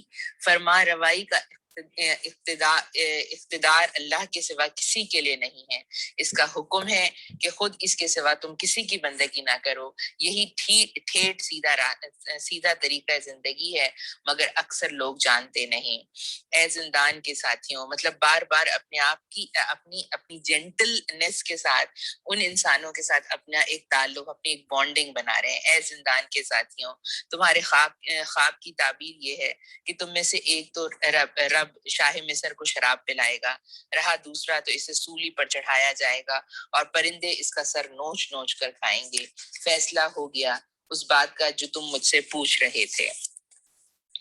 عزیز بہنوں، یہ جو مختصر سا پیراگراف ہے اس میں چند بہت اہم باتیں ہیں. نمبر ایک یہ کہ جب بھی کوئی دائی کسی سے بات کرتا ہے تو وہ مختصر وقت میں بات کرتا ہے. اسی لیے یوسف علیہ السلام نے کہا میں بہت تھوڑا سا وقت لوں گا، کھانے سے پہلے تمہیں تمہارے خواب کی تعبیر بتا دوں گا. دوسری بات یہ کہ بڑی حکمت سے بات کا رخ جو ہے وہ دعوت کی طرف پلٹایا نا انہوں نے. میں تمہیں خواب کی تعبیر تو بتا دوں گا، مگر پہلے یہ جان لو کہ اس کا علم کا ماخذ کیا ہے. یعنی اللہ تعالیٰ نے مجھے یہ بات سمجھائی ہے، یہ علم اس کی طرف سے ہے، اس کا تعارف اللہ کا تعارف. پھر ایک بہت اہم بات یہ کہ دائی کو اپنی عاجزی اور کم علمی کا اظہار اور اللہ کی بڑائی کا بیان کر کے بات شروع کرنی چاہیے. یہ ایک بڑا امپورٹنٹ سالڈ پوائنٹ ہے. مستقبل کی خبریں بتانا کسی انسان کی بس کی بات نہیں. صاف سمجھا دیا کہ تعبیر اللہ نے مجھے بتائی ہے نا. اور پھر جو ہے ایسا غلام شدید اذیت میں ہوتا ہے جس کے بہت سارے خدا ہوتے ہیں نا. یعنی یہ ایک بات ایسی سمجھائی ان لوگوں کو کہ جس کو وہ بہت اچھی طرح جو ہے سمجھ سکتے ہیں. پھر دیکھیے پیاری بہنوں، اس میں اور بھی کچھ اہم چیزیں ہیں. وہ یہ ہے کہ دائی جو ہے، اور دائی کوئی ایسا انسان نہیں ہوتا جو کہ کوئی خاص ڈگری یافتہ ہوتا ہے. میں آپ ہم میں سے ہر آدمی دائی ہے. دعوت دینے کا کوئی موقع جو ہے ضائع نہ کریں. آپ شادی کی محفل میں بیٹھے ہوئے ہیں، آپ کسی فنکشن کی محفل میں بیٹھے ہوئے ہیں، آپ غم کی محفل میں بیٹھے ہوئے ہیں، آپ کسی بچے کے اس کی کامیابی کی سیلیبریشن کی کسی محفل میں بیٹھے ہیں. ہر جگہ یہ کام کرنا ہے. پھر ایک بہت اہم بات یہ کہ اللہ تعالیٰ کے ذکر کے ساتھ ساتھ رسولوں کا ذکر اس بات کا مظہر ہے کہ اقرار، توحید کے اقرار کے ساتھ ساتھ نبوت کی شہادت دینا اور نبیوں کو اپنا رول ماڈل بنانا انتہائی ضروری ہے ایمان کی تکمیل کے لیے. اس وقت ہمارے پاس جو حالات ہیں نا، اس میں اس بات کو بہت زیادہ جو ہے وہ اس کا پروپیگنڈا کیا جا رہا ہے نا کہ نبی کی حیثیت کو کسی طرح کم کر دیا جائے. تو اس میں بھی جو ہے اس کے لحاظ سے بھی خاص طور پہ یہاں پر ہمیں جو ہے وہ بات ملتی ہے. اور پھر ساتھ میں پوری وہی بات کہ جو یوسف علیہ السلام نے یعنی کتنی حکمت کے ساتھ دین کی تعلیم دی، اللہ تعالیٰ کی وحدانیت کی تعلیم دی، اور اہل حق کا راستہ اہل باطل کا راستہ جدا ہوتا ہے، شرک کیا ہوتا ہے اور شرک کرنے سے کس طرح کے نقصان ہوتے ہیں. یہ سب باتیں جو ہے ان کے سامنے جو ہے وہ کھول کے رکھی. آگے اللہ تعالیٰ آیت نمبر 42 اور ایک اہم بات اور بھی کہ یہاں دیکھیں اللہ تعالیٰ جو ہے وہ یوسف علیہ السلام کے بارے میں جو بات کہہ رہا ہے وہ یہ کہ ان لوگوں نے کہا کہ ہم آپ کو آپ کو ایک نیک آدمی سمجھتے ہیں. محسنین کا جو خطاب ہے اللہ تعالیٰ نے وہ یہاں یوسف علیہ السلام کو دیا. اور محسن وہ ہوتا ہے جو اللہ کی عبادت اس طرح کرنے والا ہے کہ جو اللہ کو دیکھ رہا ہونا. تو یہ بھی ایک اعزاز ہے جو خاص طور پہ یہاں پر ایک نوجوان پیغمبر یوسف علیہ السلام کو اللہ تعالیٰ نے دیا. آگے اللہ تعالیٰ آیت نمبر 46 میں کہتا ہے کہ پھر ان میں سے جس کے متعلق خیال تھا کہ وہ رہا ہو جائے گا، اس نے یوسف سے کہا اپنے رب شاہ مصر سے میرا ذکر کرنا، مگر شیطان نے اسے ایسے غفلت میں ڈال دیا کہ وہ اپنے رب شاہ مصر سے اس کا ذکر کرنا بھول گیا اور یوسف کئی سال قید خانے میں پڑا رہا. ایک روز بادشاہ نے کہا میں نے خواب میں دیکھا ہے کہ 7 موٹی گائیں ہیں جن کو 7 دبلی گائیں کھا رہی ہیں، اور اناج کے 7 بالیں ہری ہیں اور 7 سوکھی ہیں. اے اہل دربار مجھے اس خواب کی تعبیر بتاؤ اگر تم خوابوں کا مطلب سمجھتے ہو. لوگوں نے کہا یہ تو پریشان خوابوں کی باتیں ہیں اور ہم اس طرح کے خوابوں کا مطلب نہیں جانتے. ان دو قیدیوں میں سے جو شخص بچ گیا تھا اسے ایک مدت دراز کے بعد اب بات یاد آئی. اس نے کہا میں آپ حضرات کو اس کی تعویل بتاتا ہوں, مجھے ذرا قید خانے میں یوسف کے پاس بھیج دیجیے. اور یہاں پہ یہ بھی ایک بڑی امپورٹنٹ بات ہے کہ اسپیسیفکلی یوسف علیہ السلام کا نام لے کے اس نے یہ بات کی. اس کا مطلب یہ ہے کہ وہ جو پورا معاملہ ہے نا, جس طریقے سے یوسف علیہ السلام جو ہے وہ جیل میں بھیجے گئے ہیں, وہ اتنا مطلب کامن ہوا, اتنا نون ہوا کہ ہر آدمی جو ہے وہ یوسف علیہ السلام کو ان کے نام سے جانتا تھا کہ یہ ہے وہ فرد کہ جس کے ساتھ یہ زیادتی ہو رہی ہے. مطلب وہ پوری کہانی لوگوں کو معلوم تھی. یوسف علیہ السلام was a well known person جب وہ جیل میں داخل ہوئے ہیں. اور ہم یہ بات بھی دیکھتے ہیں کہ دین کا کام کرنے والے بڑے بڑے لوگوں نے جیل سے بہت بڑے بڑے کام کیے ہیں. وہ سنت یوسفی کے مطابق جو ہے انہوں نے بھی جو ہے اس وقت کو جو ہے بہترین طور پر تبلیغ کے لیے جو ہے وہ استعمال کیا. اس وقت میرے اور آپ کے ہاتھ میں جو تفہیم القرآن ہے, ہم میں سے بہت سارے لوگوں کے ہاتھ میں اس کا بھی بڑا حصہ جو ہے وہ جیل میں لکھا گیا ہے. اس نے جا کر کہا یوسف اے سراپا راستی, مجھے اس خواب کا مطلب بتا کہ 7 موٹی گائیں ہیں جن کو 7 دبلی گائیں کھا رہی ہیں, اور 7 بالیں ہری ہیں اور 7 سوکھی ہیں. شاید کہ میں ان لوگوں کے پاس واپس جاؤں اور شاید کہ وہ جان لیں. یوسف نے کہا 7 برس تک لگاتار تم کھیتی باڑی کرتے رہو گے. اس دوران میں جو فصلیں تم کاٹو گے کاٹو, ان میں سے بس تھوڑا سا حصہ جو تمہاری خوراک کے کام آئے نکالو, اور باقی کو اسی کی بالوں میں رہنے دو. پھر 7 برس بہت سخت آئیں گے, اس زمانے میں وہ سب غلہ کھا لیا جائے گا جو تم اس وقت کے لیے جمع کرو گے. اگر کچھ بچے گا تو بس وہی جو تم نے محفوظ کر رکھا ہو. اس کے بعد پھر ایک سال ایسا آئے گا جس میں باران رحمت سے لوگوں کی فریاد رسی ہوگی اور وہ رس نچوڑیں گے.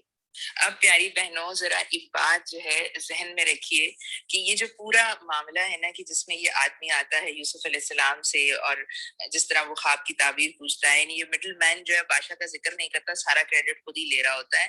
لیکن یوسف علیہ السلام کے کیریکٹر کو بھی آپ دیکھیں کہ کسی قسم کی کوئی شکایت نہیں. وہ بھول گیا اتنے سال یوسف علیہ السلام کو, لیکن ان کا صبر ایسا ہے کہ انہوں نے خیر خواہی ہی کی.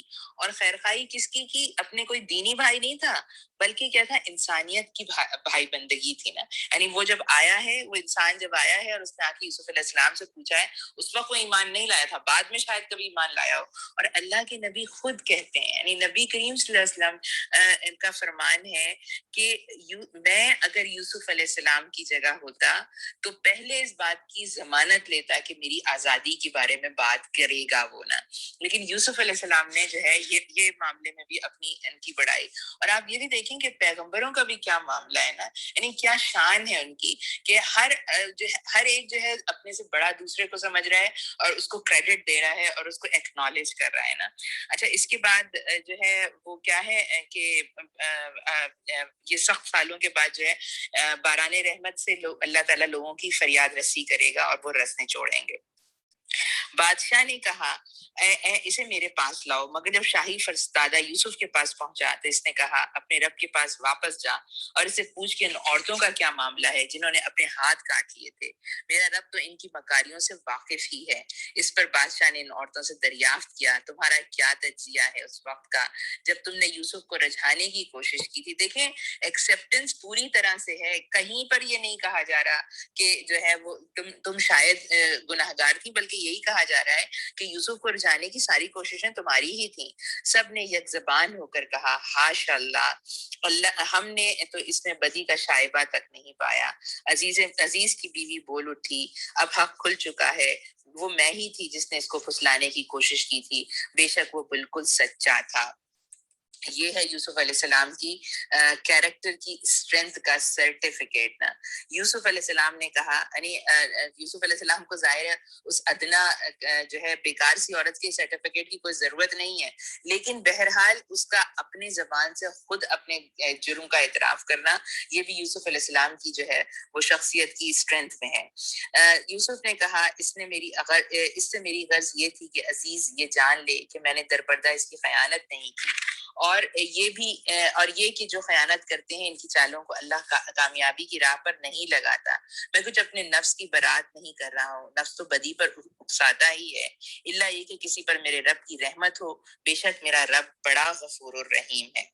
اب یہاں پہ بھی دیکھیے پیاری بہنوں کہ کیا معاملہ ہے کہ یہ کہہ رہے ہیں کہ میں وہ شخص جس نے میرے اوپر احسان کیا، میں یہ بات اس لیے پوچھ رہا ہوں کہ اس کے دل میں کوئی جو ہے میل نہ رہے، اور پھر ساتھ میں یہ خود کہہ رہے ہیں کہ نفس اپنے نفس کی برات نہیں کر رہا، نفس تو بدی پر اکساتا ہی ہے۔ ایک حدیث ہے نبی کریم صلی اللہ علیہ وسلم کی کہ اگر تم نفس کو کھلاؤ گے پلاؤ گے نا تو وہ بدی پر رہے گا، اور اگر اس کو بھوکا رکھو گے تو یہ فرما برداری پر آئے گا نا۔ تو اللہ یہ کہ کسی پر میرے رب کی رحمت ہو، بے شک میرا رب غفور الرحیم ہے۔ بادشاہ نے کہا انہیں میرے پاس لاؤ تاکہ میں ان کو اپنے لیے مخصوص کر لوں نا۔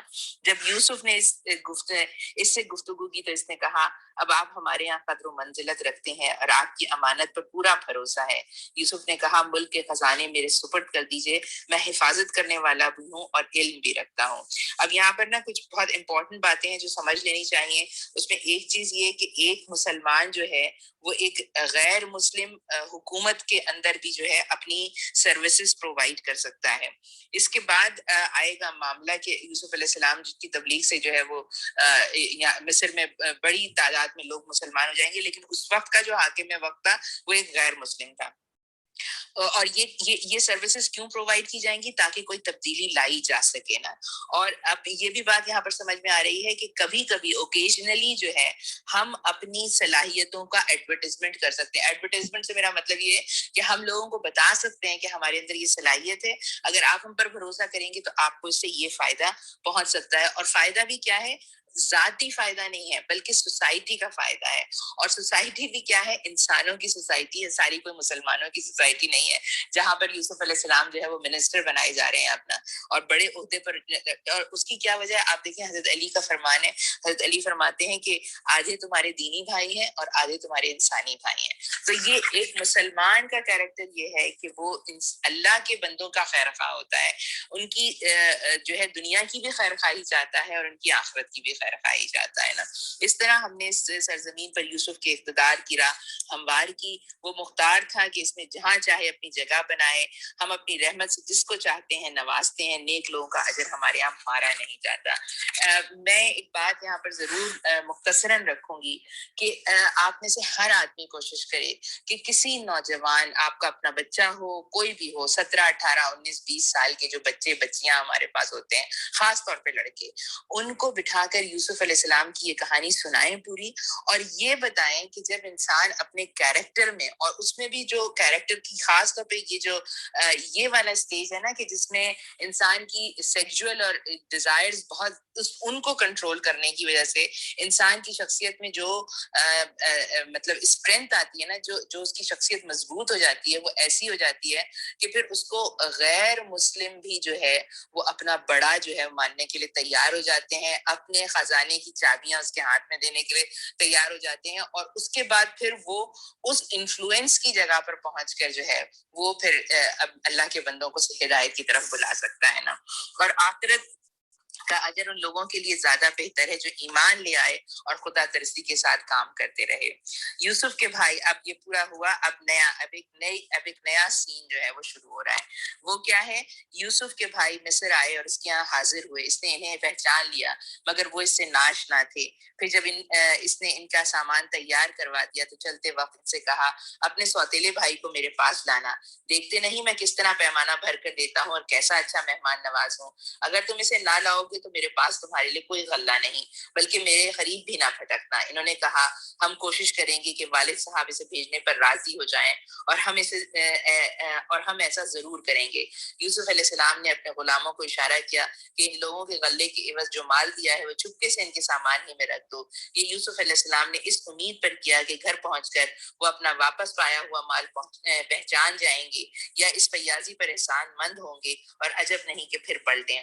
جب وہ اپنے باپ کے پاس گئے تو کہا ابا جان، آئندہ ہم کو غلہ دینے سے انکار کر دیا گیا ہے، لہٰذا آپ ہمارے بھائی کو ہمارے ساتھ بھیج دیجئے تاکہ ہم غلہ لے کر آئیں، اور اس کی حفاظت کو ہم ذمہ دار ہیں۔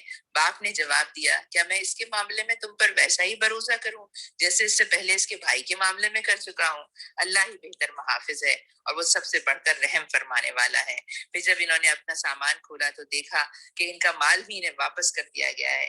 یہ دیکھ کر وہ پکار اٹھے اب ابا جان اور ہمیں کیا چاہیے، دیکھیے یہ ہمارا مال بھی ہمیں واپس دے دیا گیا ہے، بس اب ہم جائیں گے اور اپنے اہل و عیال کے لیے رسد لے کر آئیں گے، اپنے بھائی کی حفاظت بھی کریں گے اور ایک بارش اتر اور زیادہ بھی لے آئیں گے، اتنے غلے کا اضافہ آسانی کے ساتھ ہو جائے گا۔ ان کے باپ نے کہا میں اس کو ہرگز تمہارے ساتھ نہ بھیجوں گا جب تک تم اللہ کے نام سے مجھ کو پیمان نہ دے دو کہ اسے میرے پاس ضرور واپس لے کر آؤ گے، الا یہ کہ کہیں تم گھیر ہی لیے جاؤ۔ جب انہوں نے اس کو اپنے اپنے پیمان دے دیے تو اس نے کہا دیکھو ہمارے اس قول پر اللہ نگہبان ہے۔ پھر اس نے کہا میرے بچوں، مصر کی دارالسلطنت میں ایک دروازے سے داخل نہ ہونا بلکہ مختلف دروازوں سے جانا، مگر میں اللہ کی مشیت سے تم کو نہیں بچا سکتا، حکم اس کے سوا اور کسی کا بھی نہیں چلتا، اسی پر میں نے بھروسہ کیا ہے اور جس کو بھی بھروسہ کرنا ہے اسی پر کرے۔ اور واقعہ بھی یہی ہوا کہ جب وہ اپنے باپ کی ہدایت کے مطابق شہر میں متفرق دروازوں سے داخل ہوئے تو اس کی یہ احتیاطی تدبیر اللہ کی مشیت کے مقابلے میں کچھ کام نہ آ سکی۔ ہاں بس یعقوب کے دل میں جو ایک کھٹک تھی اسے دور کرنے کے لیے اس نے اپنی سی کوشش کر لی۔ بے شک وہ ہماری دی ہوئی تعلیم سے صاحب علم تھا، مگر اکثر لوگ معاملے کی حقیقت کو جانتے نہیں۔ یعقوب علیہ السلام کے بچوں کے بارے میں یہ بات بھی آتی ہے، یعنی یوسف علیہ السلام کے سارے بھائیوں کے بارے میں، یہ بڑے اسٹرانگ اسٹرینتھ والے اور انتہائی خوبصورت نوجوان تھے سارے نا، سبھی کا معاملہ یہ تھا۔ یوسف علیہ السلام ایکسیپشنلی بیوٹیفل تھے، باقی بھی جو ہے بہت جو ہے وہ حسین و جمیل تھے اور پورا ایک جتھا تھے۔ تو یعقوب علیہ السلام نے اپنے طور پر تدبیر کی، لیکن اللہ تعالیٰ کہہ رہا ہے نبی کی تدبیر کے بھی جو ہے وہ اللہ کی مشیت جو ہے وہ ہر کام اللہ کی مشیت سے ہو رہا ہے نا۔ یہ لوگ یوسف کے حضور پہنچے تو اس نے اپنے بھائی کو اپنے پاس الگ بلا لیا اور اسے بتا دیا کہ میں تیرا وہی بھائی ہوں جو کھویا گیا تھا، اب تو ان کی باتوں کا غم نہ کر جو یہ لوگ کرتے رہے ہیں۔ جب یوسف علیہ السلام ان بھائیوں کا سامان لدوانے لگا تو اس نے اپنے بھائی کے سامان میں اپنا پیالہ رکھ دیا۔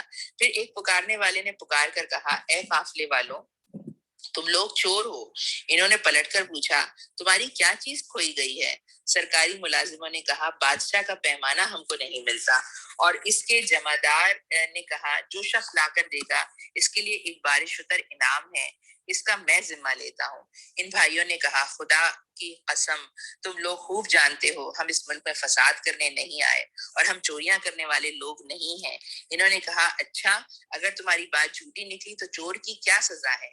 انہوں نے کہا اس کی سزا جس کے سامان سے چیز نکلے وہ آپ ہی اپنی سزا میں رکھ لیا جائے، ہمارے یہاں تو ایسے ظالموں کی سزا دینے کا یہی طریقہ ہے۔ تب یوسف نے اپنے بھائی سے پہلے ان کی خرجیوں کی تلاشی لینی شروع کی، پھر اپنے بھائی کی خرجی سے گمشدہ چیز برآمد کر لی۔ اس طرح ہم نے یوسف کی تائید اپنی تدبیر سے کی، اس کا یہ کام نہ تھا کہ بادشاہ کے دین یعنی مصر کے شاہی قانون میں اپنے بھائی کو پکڑتا، الا یہ کہ اللہ ہی ایسا چاہتا۔ ہم جس کے درجے چاہتے ہیں بلند کر دیتے ہیں، اور ایک علم رکھنے والا ایسا ہے جو ہر صاحب علم سے بالا تر ہے۔ دیکھیے پیاری بہنوں، یہ یوسف علیہ السلام کی ساری تدبیر تھی اپنے بھائی کو اپنے پاس رکھ لینے کی، لیکن اللہ نے اس تدبیر میں بھی جو خیر ڈالی ہے وہ یہ ہے کہ یوسف علیہ السلام کے بھائی کو جو ہے وہ بادشاہ مصر کے قانون کے تحت جو ہے پکڑ کر سزا نہیں دی گئی، بلکہ کیا معاملہ ہوا ان کے ساتھ کہ یعقوب علیہ السلام کے بیٹوں سے پوچھا گیا کہ اگر تمہارے پاس کوئی ایسا جرم کرتا ہے تو اس کی سزا کیا ہے، اور ظاہر ہے وہ یعقوب علیہ السلام کے بیٹے ہیں تو وہ اسلامی شریعت کے مطابق یہ بات بتاتے ہیں کہ سزا یہی ہونی چاہیے کہ وہ رکھ لیا جائے، اس کو غلام بنا لیا جائے، اور یہی معاملہ ہے کہ اللہ تعالیٰ نے یوسف علیہ السلام کے ذریعے سے اپنے بھائی کے لیے جو چیز جو ہے تجویز کروائی وہ عین جو ہے وہ شریعت کے مطابق تھی۔ اچھا اب یہ جو ہے مطلب یہاں پہ یہ چیز، اس کے علاوہ بھی یہاں پہ بڑے مطلب کہتے ہیں نا لیگل پوائنٹس ہیں شریعت کے لحاظ سے، انشاءاللہ جب موقع ملے گا کبھی اچھی طرح اس کو بیٹھ کے سمجھیں گے۔ لیکن اب آگے آپ دیکھیے کہ یہ سارا سینیریو اتنا احسان سب کچھ ہونے کے باوجود معاملہ کیا ہے کہ یوسف علیہ السلام کو پہچانے تو ہے نہیں، اور جو یوسف علیہ السلام کے خلاف جو حسد ہے وہ ابھی تک باقی ہے نا۔ یعنی جب یہ کام ہو گیا اور بظاہر یہی لگا کہ بنیامین علیہ السلام جو ہے انہوں نے چوری کی ہے، اور وہ ان کے سامان میں چونکہ خرجی نکل آئی تھی، تو ان کے بھائیوں نے یہ نہیں کہا کہ نہیں ہمارا یہ بھائی جو ہے نا بہت نیک ہے، اس کے اوپر یہ غلطی سے کہیں کچھ ایسا ہو گیا، بلکہ ان کا معاملہ کیا ہو گیا تھا، ان بھائیوں نے کہا یہ چوری کرے تو کچھ تعجب کی بات بھی نہیں، اس سے پہلے اس کا بھائی یوسف بھی چوری کر چکا ہے۔ یوسف ان کی یہ بات سن کر پی گیا، حقیقت ان پر نہ کھولی، بس زیر لب اتنا کہہ کر رہ گیا کہ بڑے ہی برے ہو تم لوگ، میرے منہ در منہ مجھ پر جو الزام لگا رہے ہو اس کی حقیقت خدا جانتا ہے۔ یعنی کیا ظرف ہے نا یوسف علیہ السلام کا نا، مطلب اور یہ بھی ہمیں کرنی چاہیے، سوچنا چاہیے کہ کیا وجہ ہے کہ یوسف علیہ السلام نے اس کو اس وقت اپنے آپ کو ڈیفینڈ نہیں کیا۔ لیکن کبھی کبھی نا زندگی میں ایسے لمحے آتے ہیں جب یہی زیادہ بہتر ہوتا ہے کہ انسان خاموشی اختیار کر لینا، اور جو اس کی خاموشی سے جو خیر آنے والی ہوتی ہے وہ بہت بڑی ہوتی ہے، اور یقیناً یہ پیغمبروں کی شان ہو سکتی ہے کہ وہ جو ہے وہ اس طرح کا معاملہ کریں۔ انہوں نے کہا اے سردار زی عزیز اقتدار اے سردار زی اقتدار عزیز، اس کا باپ بہت بوڑھا آدمی ہے، اس کی جگہ آپ ہم میں سے کسی کو رکھ لیجئے، ہم آپ کو بڑا ہی نیک نفس انسان پاتے ہیں۔ یوسف نے کہا پناہ بخدا، دوسرے کسی شخص کو ہم کیسے رکھ سکتے ہیں جس کے پاس ہم نے اپنا مال پایا ہے، اس کو چھوڑ کر دوسرے کو کیوں رکھیں، اس کو چھوڑ کر دوسرے کو رکھیں گے تو ہم ظالم ہوں گے۔ یہاں پہ بھی دیکھیے یوسف علیہ السلام نے یہ نہیں کہا کہ جس نے چوری کیا، بلکہ انہوں نے یہ کہا کہ جس کے پاس سے ہم نے اپنا مال پایا۔ جب وہ یوسف سے مایوس ہو گئے تو ایک گوشے میں جا کر آپس میں مشورہ کرنے لگے۔ ان میں جو سب سے بڑا تھا وہ بولا تم جانتے نہیں ہو کہ تمہارے والد تم سے خدا کے نام پر کیا عہد و پیمان لے چکے ہیں، اور اس سے پہلے یوسف کے معاملے میں جو ذاتی تم کر چکے ہو۔ دیکھیے ایک طرف عزیز مصر نے اپنی ذاتی کی بیوی نے اپنی ذاتی کو ایکسیپٹ کیا، آج یوسف علیہ السلام کے بھائی یہ ذاتی ایکسیپٹ کر رہے ہیں۔ یوسف کے معاملے میں جو ذاتی تم کر چکے ہو وہ بھی تم کو معلوم ہے، اب میں یہاں سے ہرگز نہ جاؤں گا۔ یعنی یہ بات بھی کہی جاتی ہے کہ وہ جو پہلی سازش تھی نا جس میں انہوں نے کہا تھا یوسف علیہ السلام کو مار دیتے ہیں، تو جس بھائی نے کہا تھا نا کہ یوسف کو مارو نہیں بلکہ کنویں میں ڈال دو، وہی بھائی تھے جنہوں نے اب یہ کہا کہ اب میں یہاں سے ہرگز نہ جاؤں گا جب تک کہ میرے والد مجھے اجازت نہ دیں، یا پھر اللہ ہی میرے حق میں کوئی فیصلہ فرما دے کہ وہ سب سے بہتر فیصلہ کرنے والا ہے۔ تم جا کر اپنے والد سے کہو ابا جان آپ کے صاحبزادے نے چوری کی ہے، ہم نے اسے چوری کرتے ہوئے نہیں دیکھا، جو کچھ ہمیں معلوم ہوا ہے بس وہی ہم بیان کر رہے ہیں، اور غیب کی نگہبانی تو ہم نہ کر سکتے تھے۔ آپ اس بستی کے لوگوں سے پوچھ لیجئے جہاں ہم تھے، اس قافلے سے دریافت کر لیجئے جس کے ساتھ ہم آئے تھے، ہم اپنے بیان سے بالکل سچے ہیں۔ اب دیکھیں اس وقت تو یہ برادران یوسف بالکل سچے تھے اپنے بیان میں، حقیقتاً بالکل سچے تھے، لیکن کیا ہے معاملہ کہ جب ذرا سی کہیں پر کمی بیشی ہوئی تو غبار جو ہے وہ یوسف پہ گر گیا۔ وہ یوسف جو سال سے دور ہو گیا تھا، نظروں سے دور تھا، لیکن انسان کے اندر دل کے اندر ہوتا ہے نا فلانا کزن میرا فلانا کزن میرے دادا کو اچھا لگتا ہے، میرا فلانا کزن میری نانی کا فیورٹ ہے، یا اسی طرح کی جو جلن حسد ہوتی ہے نا انسانوں کے درمیان، یعنی یہ بھی کہہ رہے ہیں کہ سب سے بہتر کیا فیصلہ کرنے، اللہ کو بھی ماننے والے ہیں لیکن دلوں کے اندر کدورت ہے نا، دلوں کے اندر بات ہے۔ تو یہ بھی ایک چیز ہے، یہ بھی ایک انسانی فطرت ہے، ہمیں اپنے آپ کا اپنا جائزہ بھی اس طرح سے لینا چاہیے۔ اور اس کے بعد کیا کہہ رہے ہیں کہ کیا ہے کہ بستی کے لوگوں سے آپ پوچھ لیجئے اور دریافت فرما لیجئے۔ باپ نے یہ داستان سن کر کہا دراصل تمہاری نفس نے تمہارے لیے ایک اور بڑی بات کو سہل بنا دیا، اچھا اس پر بھی صبر کروں گا اور بخوبی کروں گا، پھر صبر جمیل۔ کیا بعید ہے کہ اللہ ان سب کو مجھ سے لا ملائے نا۔ اب جو مومن ہے نا اس کا اللہ پر پر امید رہنا جو ہے وہ دراصل لازمی ہے نا، اور ظاہر یعقوب علیہ السلام جو ہے وہ یہی اسی مطلب یہ جو ان کا اللہ تعالیٰ کے اوپر بھروسہ ہے، اور وہی بھروسہ ان کے منہ سے یہ الفاظ نکلوا رہا ہے کہ کیا بعید ہے کہ اللہ ان سب کو مجھ سے لا ملائے، وہ سب کچھ جانتا ہے اور اس کے سب کام حکمت پر مبنی ہے۔ پھر وہ اس کی طرف سے منہ پھیر کر بیٹھ گیا اور کہنے لگا ہائے یوسف، وہ دل ہی دل میں غم سے گھٹا جا رہا تھا اور اس کی آنکھیں سفید پڑ گئی تھیں۔ بیٹوں نے کہا خدا را آپ تو بس یوسف ہی کو یاد کیے جاتے ہیں۔ نہیں دوبارہ دیکھیے آپ نوبت، اپنی گناہ کا اقرار بھی کر لیا ہے پھر بھی یوسف کے خلاف جو ہے ہے. مطلب یوسف کے ساتھ کوئی ابھی بھی ہمدردی نہیں ہے ان کی. نوبت یہ آ گئی کہ اس کے غم میں اپنے آپ کو گھلا دیں گے یا اپنی جان ہی ہلاک کر ڈالیں گے.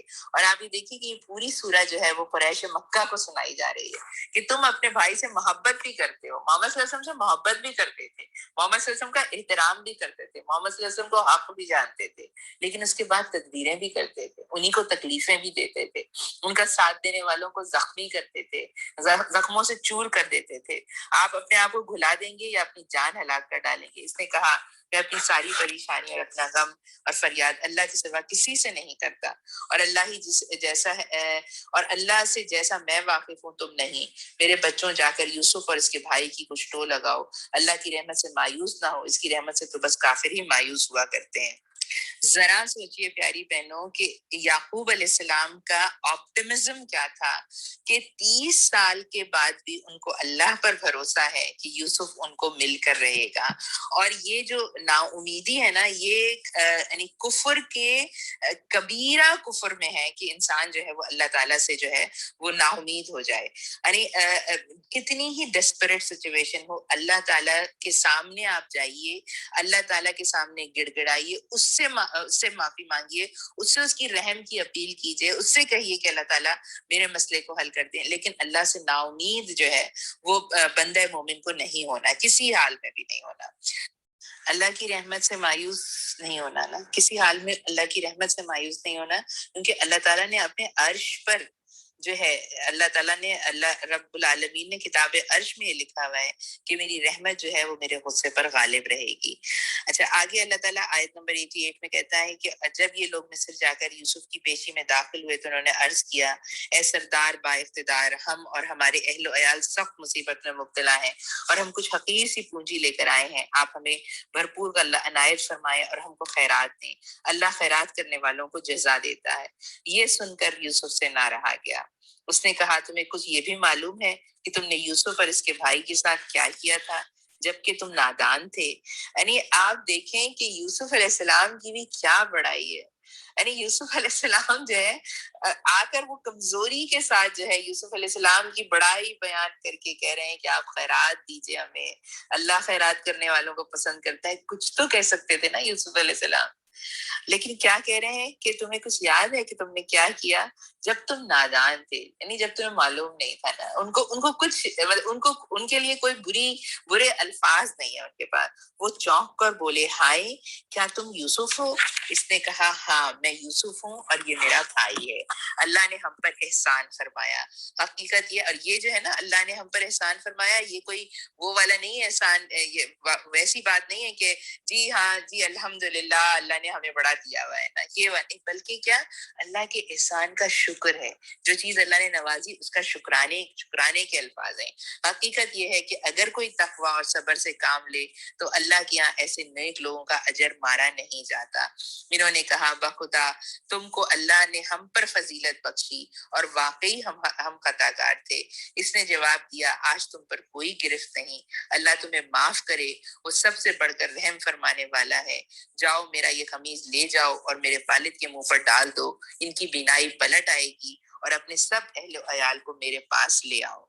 ہم جانتے ہیں نا نبی کریم صلی اللہ علیہ وسلم بھی اب آگے آئندہ 10 سال کے بعد, یہ اس سورہ کے نازل ہونے کے چند سال کے اندر جو ہے وہ کفار مکہ بھی ایسے ہی جو ہے وہ اپنے گھٹنے ٹیک کے نبی کریم صلی اللہ علیہ وسلم کے سامنے اپنی خطاؤں کا اقرار کریں گے اور اللہ کے نبی انہی الفاظ میں ان کو معاف کر دیں گے.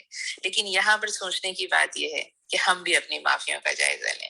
یعنی حقیقت تو یہ ہے پیاری بہنوں کہ ہم منہ سے کہہ بھی دیتے ہیں, معافی دے دیتے ہیں, معاف کر کے بھی ہم معاف نہیں کرتے.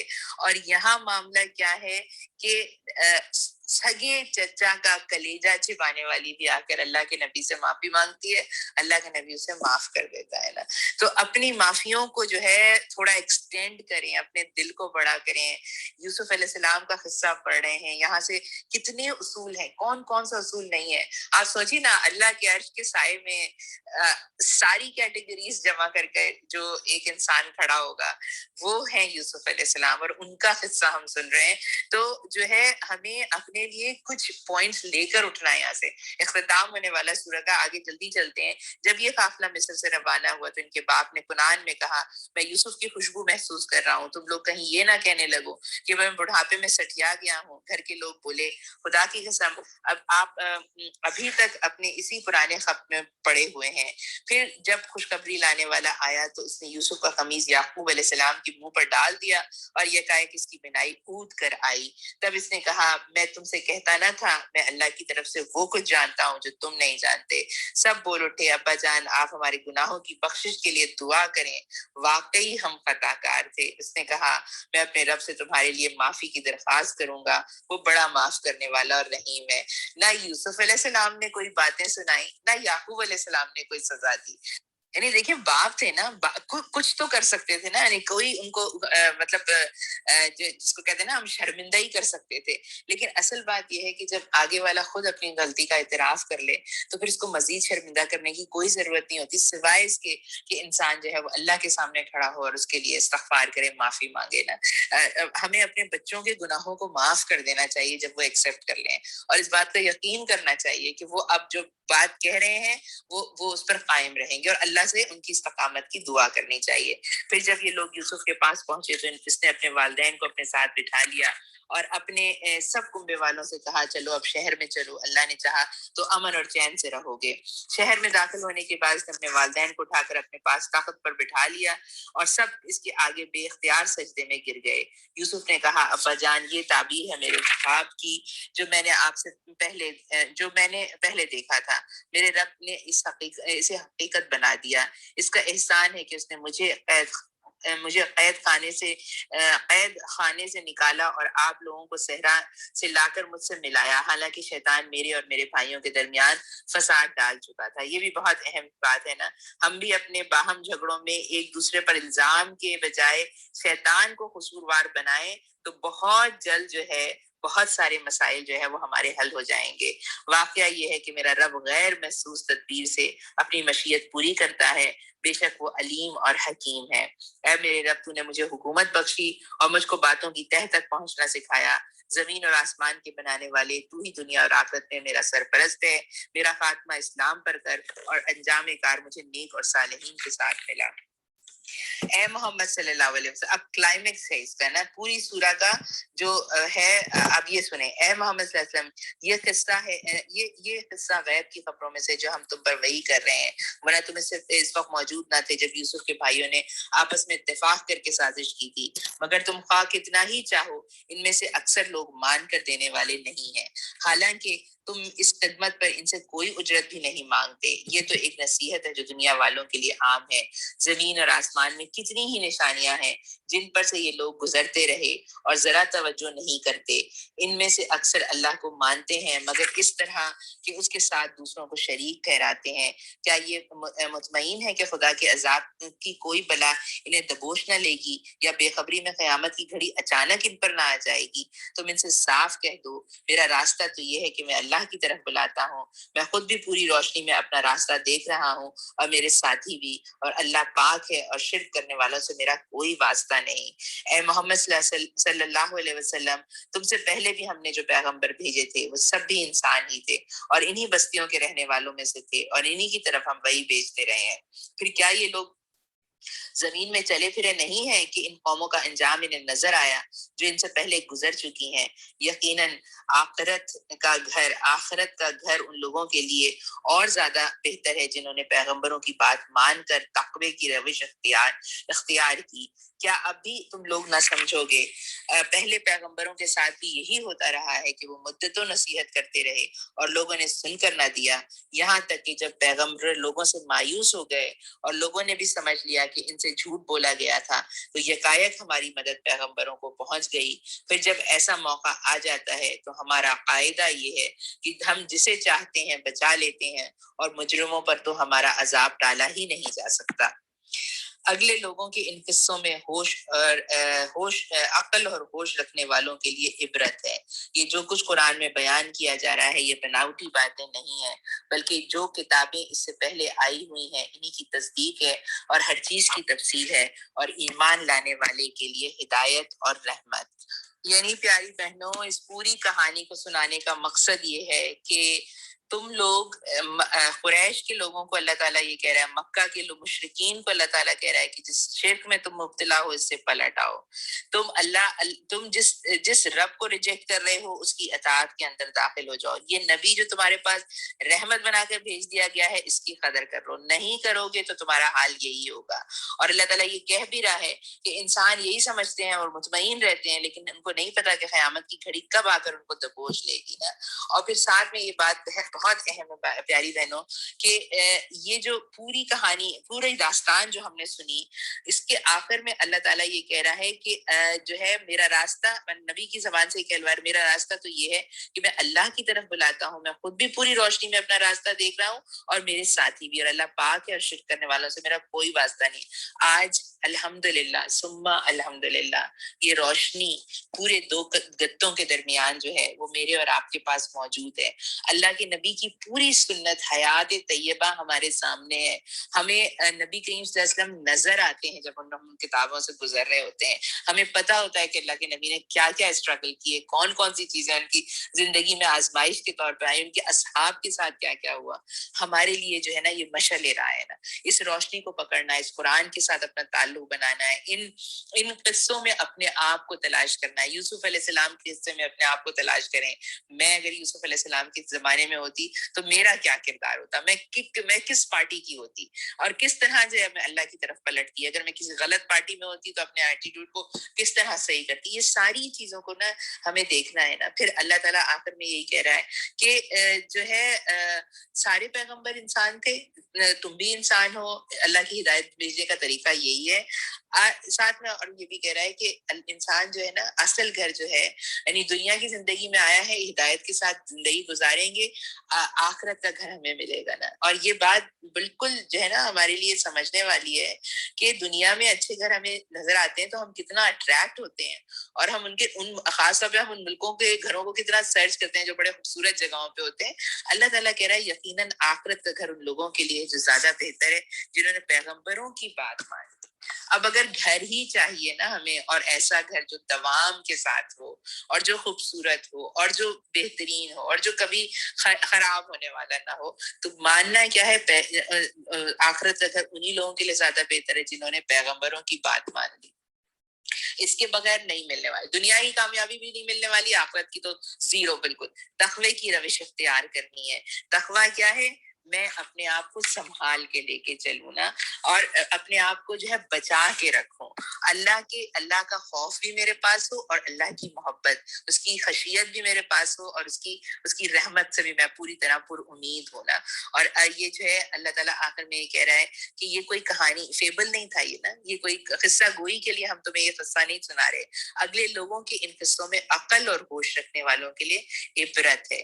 جو پوری کہانی سنانے کا مقصد ہے وہ یہ ہے کہ ہم عبرت حاصل کریں، اور ہم جو ہے اپنے رویے کو جو ہے وہ نیکی کے ساتھ جو ہے وہ اللہ کی طرف جو ہے اس کو پلٹا لیں. عزیز بہنوں، انشاءاللہ اب سورہ رات کا آغاز کرتے ہیں. اور سورہ رات جو ہے اس کے لحاظ سے یہ بات ذہن میں ضرور رکھیں کہ یہ اس سورہ میں جو ہے وہ لفظ رعد آیا ہے، جس کی وجہ سے اس کا نام جو ہے وہ سورہ رعد ہے. یعنی اس کا مطلب یہ نہیں ہے کہ اس سورہ میں بادل کی گرجنے کے مسئلے پر بحث کی گئی ہے، بلکہ یہ ایک لفظ ہے صرف علامت کے طور پر. یہ ظاہر کرتا ہے کہ یہ سورہ ہے جس میں لفظ رعد آیا ہے اور جس میں رات کا ذکر ہے. نزول جو ہے، زمانے نزول جو ہے وہ اس سورہ کا آلموسٹ یہی بنتا ہے جو کہ یعنی سورہ یوسف ابھی ہم نے ختم کی ہے، تو سورہ یوسف کے بعد کے زمانے میں یعنی 12 ہجری نبی میں جو ہے 12 نبی کی یہ سورہ ہے. اور نبی کریم صلی اللہ علیہ وسلم کو دعوت دیتے ہوئے یعنی ایک مدت گزر چکی ہے، لیکن مخالفین جو ہے وہ آپ کو ذکر دینے میں اور آپ کے مشن کو ناکام کرنے کے لیے طرح طرح کی چالیں چل رہے ہیں. اور یہ بات بھی ہمارے سامنے آئے گی جب ہم یہ سورہ پڑھیں گے کہ ایسی صورتحال میں مومنین کے اندر بار بار جو ہے وہ اس بات کی تمنا پیدا ہو رہی تھی کہ اللہ تعالیٰ کوئی ایسا معجزہ دکھائے کہ ان کفار کا، ان شرک کرنے والوں کے منہ بند ہو جائیں اور وہ سب کے سب جو ہے وہ بالکل جھک کر راہ راست کی طرف آ جائیں نا. تو اللہ تعالیٰ مسلمانوں کو یہی سمجھا رہا ہے اس پورے سورہ میں کہ ایمان کی راہ دکھانے کا یہ طریقہ اللہ تعالیٰ کے یہاں رائج نہیں ہے. یعنی کہ اگر دشمنان حق کی رسی اللہ تعالیٰ دراز کر رہا ہے تو یہ ایسی بات نہیں ہے کہ جس سے تم گھبراؤ نہ. اور ایمان کو حاصل کرنے کے لیے انسان کو اپنی عقل اور اپنی ایفرٹ کے ساتھ اس کی طرف آنا ہوتا ہے. اسی لیے سورہ میں اولو الالباب کا جو ہے یعنی عقل رکھنے والوں کا ان کے بارے میں بات ہوئی ہے، اور یہ بات بہت کلیئرلی سمجھا دی گئی ہے کہ جو ہے وہ جو لوگ شرک کے ساتھ زندگی گزار رہے ہیں وہ چاہے کتنے ہی اسمارٹ اور کتنے ہی عقل مند نظر آ رہے ہوں، اصل میں دراصل وہ جو ہے وہی جو ہے سب سے بڑی بے وقوفی پر ہے نا. یہ جو سورہ رعد ہے یہ یونس، ہود اور آراف کے زمانے میں ہی نازل ہوئی ہے، اور اس سورہ میں یہ بھی بتایا جا رہا ہے کہ قرآن کتاب عظیم ہے لیکن لوگ اسے مانتے نہیں ہیں. کیوں نہیں مانتے؟ پورا ڈسکشن جو ہے نا وہ اس سورہ میں جو ہے وہ اس بات پر ہے کہ آخر لوگ کیوں نہیں مانتے. تو چلیے سورہ کا آغاز کرتے ہیں. اعوذ باللہ من الشیطان الرجیم، بسم اللہ الرحمن الرحیم.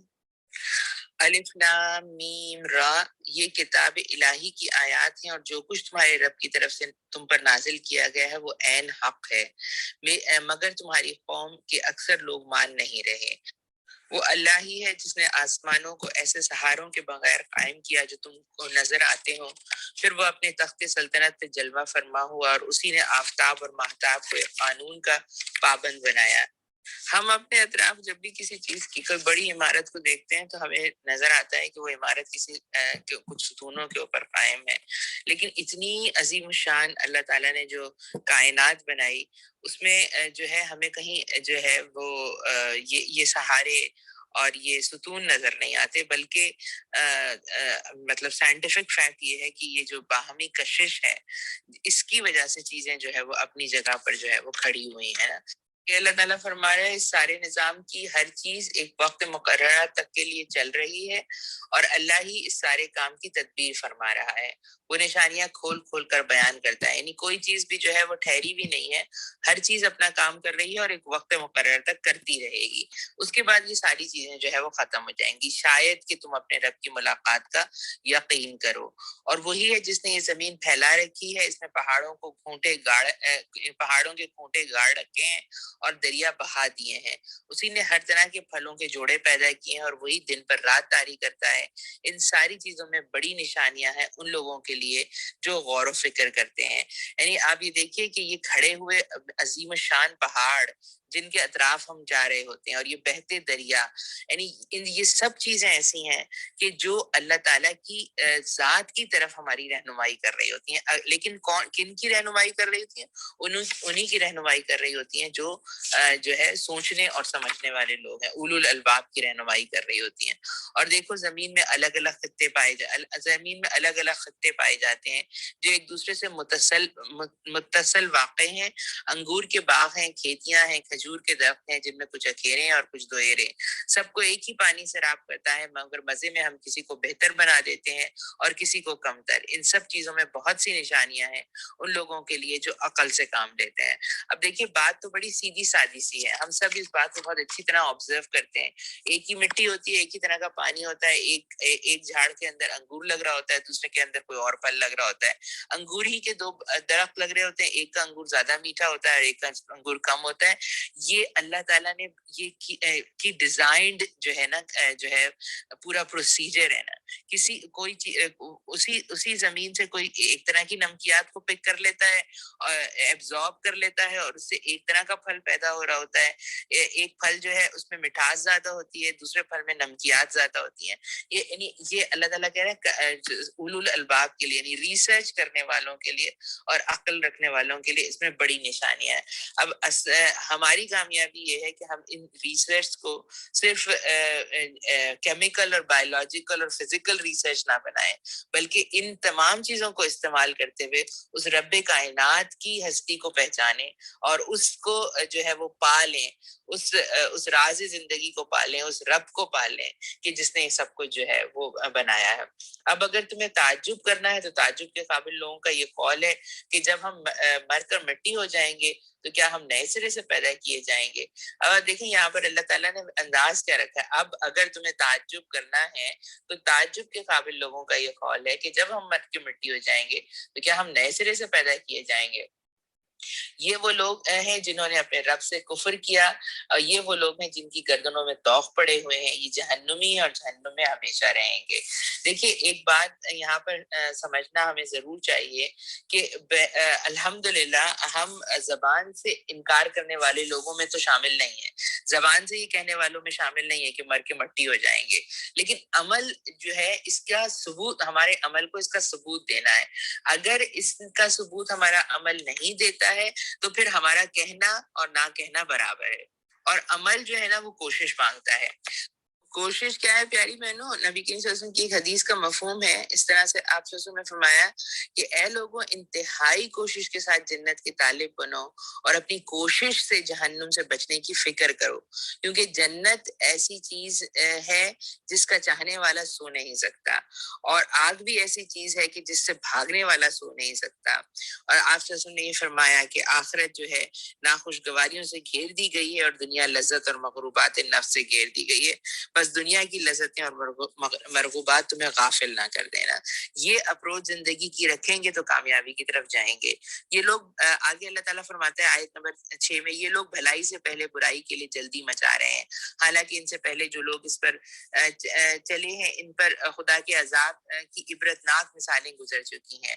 حقیقت یہ ہے کہ تیرا رب لوگوں کو کی ذاتیوں کے باوجود ان سے چشم پوشی سے کام لیتا ہے، اور یہ بھی حقیقت ہے کہ تیرا رب سخت سزا دینے والا ہے. یعنی ایک طرف اللہ تعالیٰ معاف کرنے والی ذات ہے اس کی، لیکن ساتھ میں وہ شدید العقاب بھی ہے. اس کو بھی بندے کو یاد رکھنا چاہیے کہ جب وہ آئے گا اپنی سزا دینے پر تو اس کو کوئی جو ہے اس سزا سے جو ہے روک نہیں سکتا.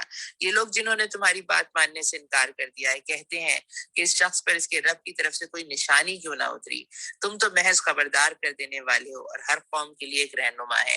یعنی قوم کے رہنماؤں کا کام جو ہے، رسولوں کا کام یہ ہے کہ وہ خبردار کرتے ہیں. اور خبردار کس طرح کرتے ہیں؟ بشارت دے کے بھی خبردار کرتے ہیں اور نذیر بن کے بھی نا، کہ تم اپنے اعمال کو درست کر لو. درست اعمال کی صورت میں بشارت اور خراب اعمال کی صورت میں ان کا جو ہے وہ برا انجام. اللہ ایک ایک حاملہ کے پیٹ سے واقف ہے، جو کچھ اس میں بنتا ہے اسے بھی وہ جانتا ہے، اور جو ہے جو کچھ اس میں کمی بیشی ہوتی ہے اس سے بھی وہ باخبر ہے. ایک بچہ ہے ماں کے پیٹ میں ہے، آپ اس کی جینڈر کو جو ہے آئیڈینٹیفائی کر سکتے ہیں کہ وہ لڑکا ہے یا لڑکی ہے، لیکن اس لڑکا اور لڑکی میں جو ہے وہ کہاں کون سی چیز جو ہے اس میں کیا کمی اور کیا بیشی ہے، اس کو جو ہے پھر بعد میں دنیا میں آنے کے بعد انسان جو ہے وہ ایویلویٹ ہی کرتا رہتا ہے. اور جاننے والی ہستی جو ہے وہ صرف اللہ کی ہے نا. ایک ہی ماں کے پیٹ سے جو ہے وہ 4 بچے نکلتے ہیں، ایک ہی طرح کی شکل صورت بھی ہوتی ہے، جسم کاٹ چھاٹ بھی ایک جیسی ہوتی ہے، لیکن ہر ایک کا پوٹینشیل ڈفرینٹ ہوتا ہے. اللہ اس ہر چیز کو، اس نازک نازک باریک باریک ہر چیز کو جاننے والا ہے. ہر چیز اس کے یہاں ایک مقدار مقرر ہے. وہ پوشیدہ اور ظاہر ہر چیز کا عالم ہے. وہ بزرگ ہے اور ہر حال میں بالا تر رہنے والا ہے. تم میں سے کوئی شخص روز زور سے بات کرے آہستہ، اور کوئی رات کی تاریکی میں چھپا ہو یا دن کی روشنی میں چل رہا ہو، اس کے لیے رب کے لیے، اللہ رب العزت کے لیے سب یکساں ہیں. ہر شخص کے آگے اور پیچھے اس کے مقرر کیے ہوئے نگران لگے ہوئے ہیں، اور جو اللہ کے حکم سے اس کی دیکھ بھال کر رہے ہیں. حقیقت یہ ہے کہ اللہ کسی قوم کا حال کو نہیں بدلتا جب تک کہ وہ خود اپنے اوصاف کو نہیں بدل دیتی، اور جب اللہ کسی قوم کی شامت لانے کا فیصلہ کر لے تو پھر وہ کسی کے ٹالے نہیں ٹل سکتی، نہ اللہ کے مقابلے میں ایسی قوم کا کوئی حامی اور مددگار ہو سکتا ہے. عزیز بہنوں، مختصراً یہ کہ یہ بہت ایک پاپولر آیت ہے جس کو ہم بہت جگہ کوٹ بھی کرتے ہیں. ہم اپنے normal day to day life کی جو زبان ہماری ہے اس میں بھی ہم اس کو بہت بات کرتے ہیں کہ اللہ تعالیٰ ان لوگوں کا حال نہیں بدلتا جو لوگ اپنا حال خود نہیں بدلتے. لیکن یہ جو خود اپنے اوصاف کی تبدیلی کی بات ہے نا، یہ بڑا کیریکٹر مانگتی ہے. یہ کوئی ایسی عام معمولی بات نہیں ہے. آدمی کو بڑا مضبوط ہونا ہوتا ہے. ہم شکایت تو اللہ سے کرنے کے لیے بڑے آرام سے باتیں کر لیتے ہیں، لیکن ہم اپنے اندر وہ اوصاف جو ہے ان کو جو ہے وہ مضبوط نہیں کر پاتے، ان اجتماعی تبدیلیوں کی طرف ہماری توجہ نہیں ہوتی، ان انفرادی خرابیوں کو ہم اپنے سے دور نہیں کرتے، ہم اپنی کوتاہیوں کو بھی جو ہے وہ جو ہے ان کے اوپر بھی پردہ ڈالتے رہتے ہیں. پھر ساتھ میں یہ کہ جو ہماری معاشرے کی اجتماع، ہمارے پورے اطراف کی جو بڑی بڑی مچھلیاں ہیں جو ہمیں نظر آ رہی ہوتی ہیں، جو ہمیں پتہ ہوتی ہیں اور جن کو ہم جانتے ہیں، ان کو بھی ہم جب تک نہیں پکڑ پائیں گے، جب تک کہ ان کو جو ہے وہ تالاب سے نکالا نہیں جائے گا، جب تک ان کو آئیڈینٹیفائی نہیں کیا جائے گا، ہماری قوم من حیث القوم ہماری حالات جو ہے وہ تبدیل نہیں ہوں گے. یعنی ایک طرف یہ اجتماعی طور پر بڑی مچھلیوں کو پکڑنا، اور دوسری طرف باطنی کیفیت کہ ہر انسان کی باطنی کیفیت کا اللہ کی طرف رجوع کر کے صحیح ہو جانا. جب یہ کام ہوگا، جب قوموں کے اندر اس کیریکٹر کے لوگ پیدا ہوں گے، تب جو ہے اللہ تعالیٰ جو ہے وہ جو ہے حالات تبدیل کرتا ہے. ورنہ پھر بات یہی ہے کہ اللہ نے اگر کسی قوم کی شامت کا فیصلہ کر لے اور وہ قوم جو ہے اپنے آپ کو قوم نے اپنے آپ کو نہیں سدھارا اور اللہ تعالیٰ نے شامت کا فیصلہ کر لیا، تو کوئی جو ہے اس شامت کو روکنے والا نہیں ہے. وہی ہے جو تمہارے سامنے بجلیاں چمکاتا ہے، جنہیں دیکھ کر تمہیں اندیشے بھی لاحق ہوتے ہیں اور امید بھی. یہ آیت نمبر 12 ہے. وہی ہے جو پانی سے لدے ہوئے بادل اٹھاتا ہے، بادلوں کی گرج اس کی حمد کے ساتھ اس کی پاکی بیان کرتی ہے، اور فرشتے اس کی ہیبت سے لرز رہے ہوتے ہیں، ہیبت سے لرزتے ہوئے اس کی تسبیح کر رہے ہوتے ہیں. وہ کڑکتی ہوئی بجلیوں کو بھیجتا ہے اور بسا وقت انہیں جس پر چاہتا ہے عین اس حالت میں گرا دیتا ہے جب لوگ اللہ کے بارے میں جھگڑ رہے ہوتے ہیں. فی الواقع اس کی چال بڑی زبردست ہے. اور یہ اللہ کے بارے میں جھگڑنے کا معاملہ یہ نہیں ہے کہ لوگ اللہ کو کھڑے ہو کر برا بھلا کہہ رہے ہوتے ہیں، بلکہ یہ کہ ان جو ہے طریقوں کے اوپر بحث کر رہے ہوتے ہیں اور ان باتوں کو مان کر نہیں دے رہے ہوتے جن کو اللہ تعالیٰ نے حق کے ساتھ جو ہے بھیج دیا، اور جن کا کلیئر ہونا ان کے اوپر آیا ہے، لیکن پھر بھی چونکہ ان کو وہ کام نہیں کرنا ہوتا ہے اس لیے اس پہ وہ جھگڑ رہے ہوتے ہیں. اور اللہ تعالیٰ کہتا ہے کہ اسی جھگڑے میں پھر جو ہے اللہ کی چال اللہ تعالیٰ اپنی چال چل دیتا ہے، اور جو ہے اس کی چال جو ہے وہ بڑی زبردست ہے. اس کو پکارنا برحق ہے. جو اللہ تعالیٰ یہ کہہ رہا ہے کہ یعنی رب کو پکارنا برحق ہے. رہی وہ دوسری ہستیاں جنہیں اس کو چھوڑ کر یہ لوگ پکارتے ہیں، وہ ان کی دعاؤں کا کوئی جواب نہیں دے سکتے. انہیں پکارنا تو ایسا ہے جیسے کوئی شخص پانی کی طرف ہاتھ پھیلا کر اسے درخواست کرے کہ تو میرے منہ تک پہنچ جا، حالانکہ پانی اس تک نہیں پہنچنے والا. بس اس طرح کافروں کی دعائیں بھی کچھ نہیں ہیں مگر ایک تیر بے ہدف. وہ تو اللہ ہی ہے جس کو زمین اور آسمان کے ہر چیز توان اور کرہن سجدہ کر رہی ہے، اور سب چیزوں کے سائے صبح شام اس کے آگے جھکتے ہیں. صرف اللہ کو پکارنا برکت ہے. نہ کوئی پیر ہے، نہ کوئی ولی ہے، نہ عیسیٰ علیہ السلام ہے، نہ حضرت علی ہے. کسی کو پکار کر انسان کو کوئی چیز ملنے والی نہیں ہے. نہ IMF ہے، نہ ورلڈ بینک ہے، نہ جو ہے موجودہ دور کی مستحکم اور مضبوط حکومتیں ہیں، نہ چائنا ہے، نہ امریکہ ہے. اللہ تعالیٰ کو پکارنے والا ہی، اور اللہ تعالیٰ سے اپنی بات رکھنے والا اور اللہ تعالیٰ کے وعدوں پر یقین رکھنے والوں کو کامیابی نصیب ہونے والی ہے. آگے اللہ تعالیٰ فرما رہے ہیں ان سے پوچھو آسمان اور زمین کا رب کون ہے؟ کہو اللہ. پھر ان سے کہو کہ جب حقیقت یہ ہے تو کیا تم نے اسے چھوڑ کر ایسے معبود کو اپنا کارساز ٹھہرا لیا ہے جو خود اپنے لیے بھی کسی نفع اور نقصان کا اختیار نہیں رکھتے؟ کہو کیا اندھا اور آنکھوں والا برابر ہو سکتا ہے؟ کیا روشنی اور تاریکیاں یکساں ہوتی ہیں؟ اور اگر ایسا نہیں ہے تو کیا ان کے ٹھہرائے ہوئے شریکوں نے بھی اللہ کی طرح کچھ پیدا کیا ہے کہ اس کی وجہ سے ان پر تکلیف کا معاملہ مشتبہ ہو گیا ہے؟ کہو ہر چیز کا خالق صرف اللہ ہے اور وہ یکتا ہے، سب پر غالب ہے. اللہ نے آسمان سے پانی برسایا اور ہر ندی نالا اپنی ظرف کے مطابق اسے لے کر چل نکلا. پھر جب سیلاب اٹھا تو سطح پر جھاگ بھی آ گئے. اور ایسے ہی جھاگ ان دھاتوں سے بھی اٹھتے ہیں جنہیں زیور اور برتن وغیرہ بنانے کے لوگ پگھلایا کرتے ہیں. اسی مثال سے اللہ حق اور باطل کے معاملے کو واضح کرتا ہے. جو جھاگ ہے وہ اڑ جایا کرتا ہے، اور جو چیز انسانوں کے لیے نافع ہے وہ زمین میں ٹھہر جاتی ہے. اسی طرح اللہ تعالیٰ اپنی باتوں سے اسی طرح اللہ مثالوں سے اپنی باتیں سمجھاتا ہے. پیاری بہنوں دیکھیں یہ جو باطل ہے نا یہ جھاگ کی مانند ہے. ہمیں یہ سوچنا ہے کہ ہمیں جھاگ بننا ہے یا وہ شے بننا ہے جو تہ میں جو ہے وہ بیٹھ جاتی ہے. اور اس قرآن کے ساتھ بھی ہمارا معاملہ یعنی اس طرح ہونا چاہیے کہ آج جب یہ قرآن ہم سے یہ بات کر رہا ہے تو ہم اپنا جائزہ لے کر دیکھیں کہ حقیقتاً کیا ہم کوئی قیمتی چیز بننے کے لیے تیار ہیں. ہم حقیقتاً یہ سوچ رہے ہیں کہ ہم اپنی شخصیتوں میں کوئی گہرائی پیدا کریں گے. اللہ ہم سے مخاطب ہے، اللہ کی کتاب ہم پڑھ رہے ہیں، اللہ کا پیغام ہمارے دلوں پر اثر کر رہا ہے، اللہ کی بات ہمارے سامنے بیان ہو رہی ہے، تو ہمیں اس بات کا وزن اور اس بات کا حق ہونا جو ہے وہ سمجھ آ رہا ہے. لیکن اس کا حق ہونا سمجھ میں آنا، اس کا دل پر اثر کرنا، اس کی آیات پر سے گزرتے ہوئے آنکھوں سے آنسوؤں کا جاری ہونا، یہ سب چیزیں جو ہے وہ بہترین اس وقت ہو سکتی ہیں جب ہم اللہ تعالیٰ کی فرما برداری کے اعمال کے ساتھ جو ہے وہ اس قرآن کا مطالعہ کریں نا. یعنی مطالعہ قرآن، دروس قرآن، دورہ قرآن کا مقصد یہ ہو کہ ہماری زندگیاں بدلیں گی نا. رمضان آنے والا ہے، ہم دورہ قرآن کر رہے ہیں کہ رمضان کو پہنچیں گے تو قرآن کو سمجھ کے پہنچیں گے، پھر رمضان میں قرآن کو پڑھیں گے. لیکن اگر یہ سارا پروسیس جو ہے وہ صرف سیلیبریشن آف رمضان کے تک رہ گیا محدود، خدا نہ خواستہ باقی زندگی کے 11 مہینوں میں اس کا اثر نہیں ہوا، تو ہمارا اس قرآن کو پڑھنا کہیں جھاگ کی مانند نہ ہو جائے نا.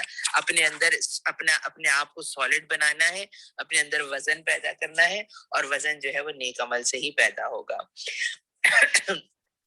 آیت نمبر 18 اللہ تعالیٰ فرما رہا ہے جن لوگوں نے اپنے رب کی دعوت قبول کر لی ان کے لیے بھلائی ہے، اور جنہوں نے اسے قبول نہ کیا وہ اگر زمین کی ساری دولت کے بھی مالک ہوں اور اتنی ہی اور فراہم کر لیں تو وہ خدا کی پکڑ سے بچنے کے لیے اس سب کو فدیے میں دے ڈالنے پر تیار ہو جائیں گے. یہ وہ لوگ ہیں جن سے بری طرح حساب لیا جائے گا اور ان کا ٹھکانہ جہنم ہے، بہت ہی برا ٹھکانہ. ٹھیک پیاری بہنوں، آج کی اپنی نشست کو یہیں پہ ختم کرتے ہیں، اور انشاءاللہ اللہ تعالیٰ سے دعا ہے کل پھر دوبارہ ملاقات کرتے ہیں. اللہ تعالیٰ ہم سب کے لیے معاملے آسان فرمائے، ہماری قرآن فہمی کو جو ہے وہ مضبوط کرے اور ہمیں عمل کرنے والوں میں شامل کر لے. سبحانک اللہم و بحمدک، نشہد ان لا الہ الا انت، نستغفرک و نتوب الیک. سبحان ربک رب العزت عما یصفون وسلام علی المرسلین والحمد للہ رب العالمین. آپ سب کو السلام علیکم ورحمۃ اللہ وبرکاتہ.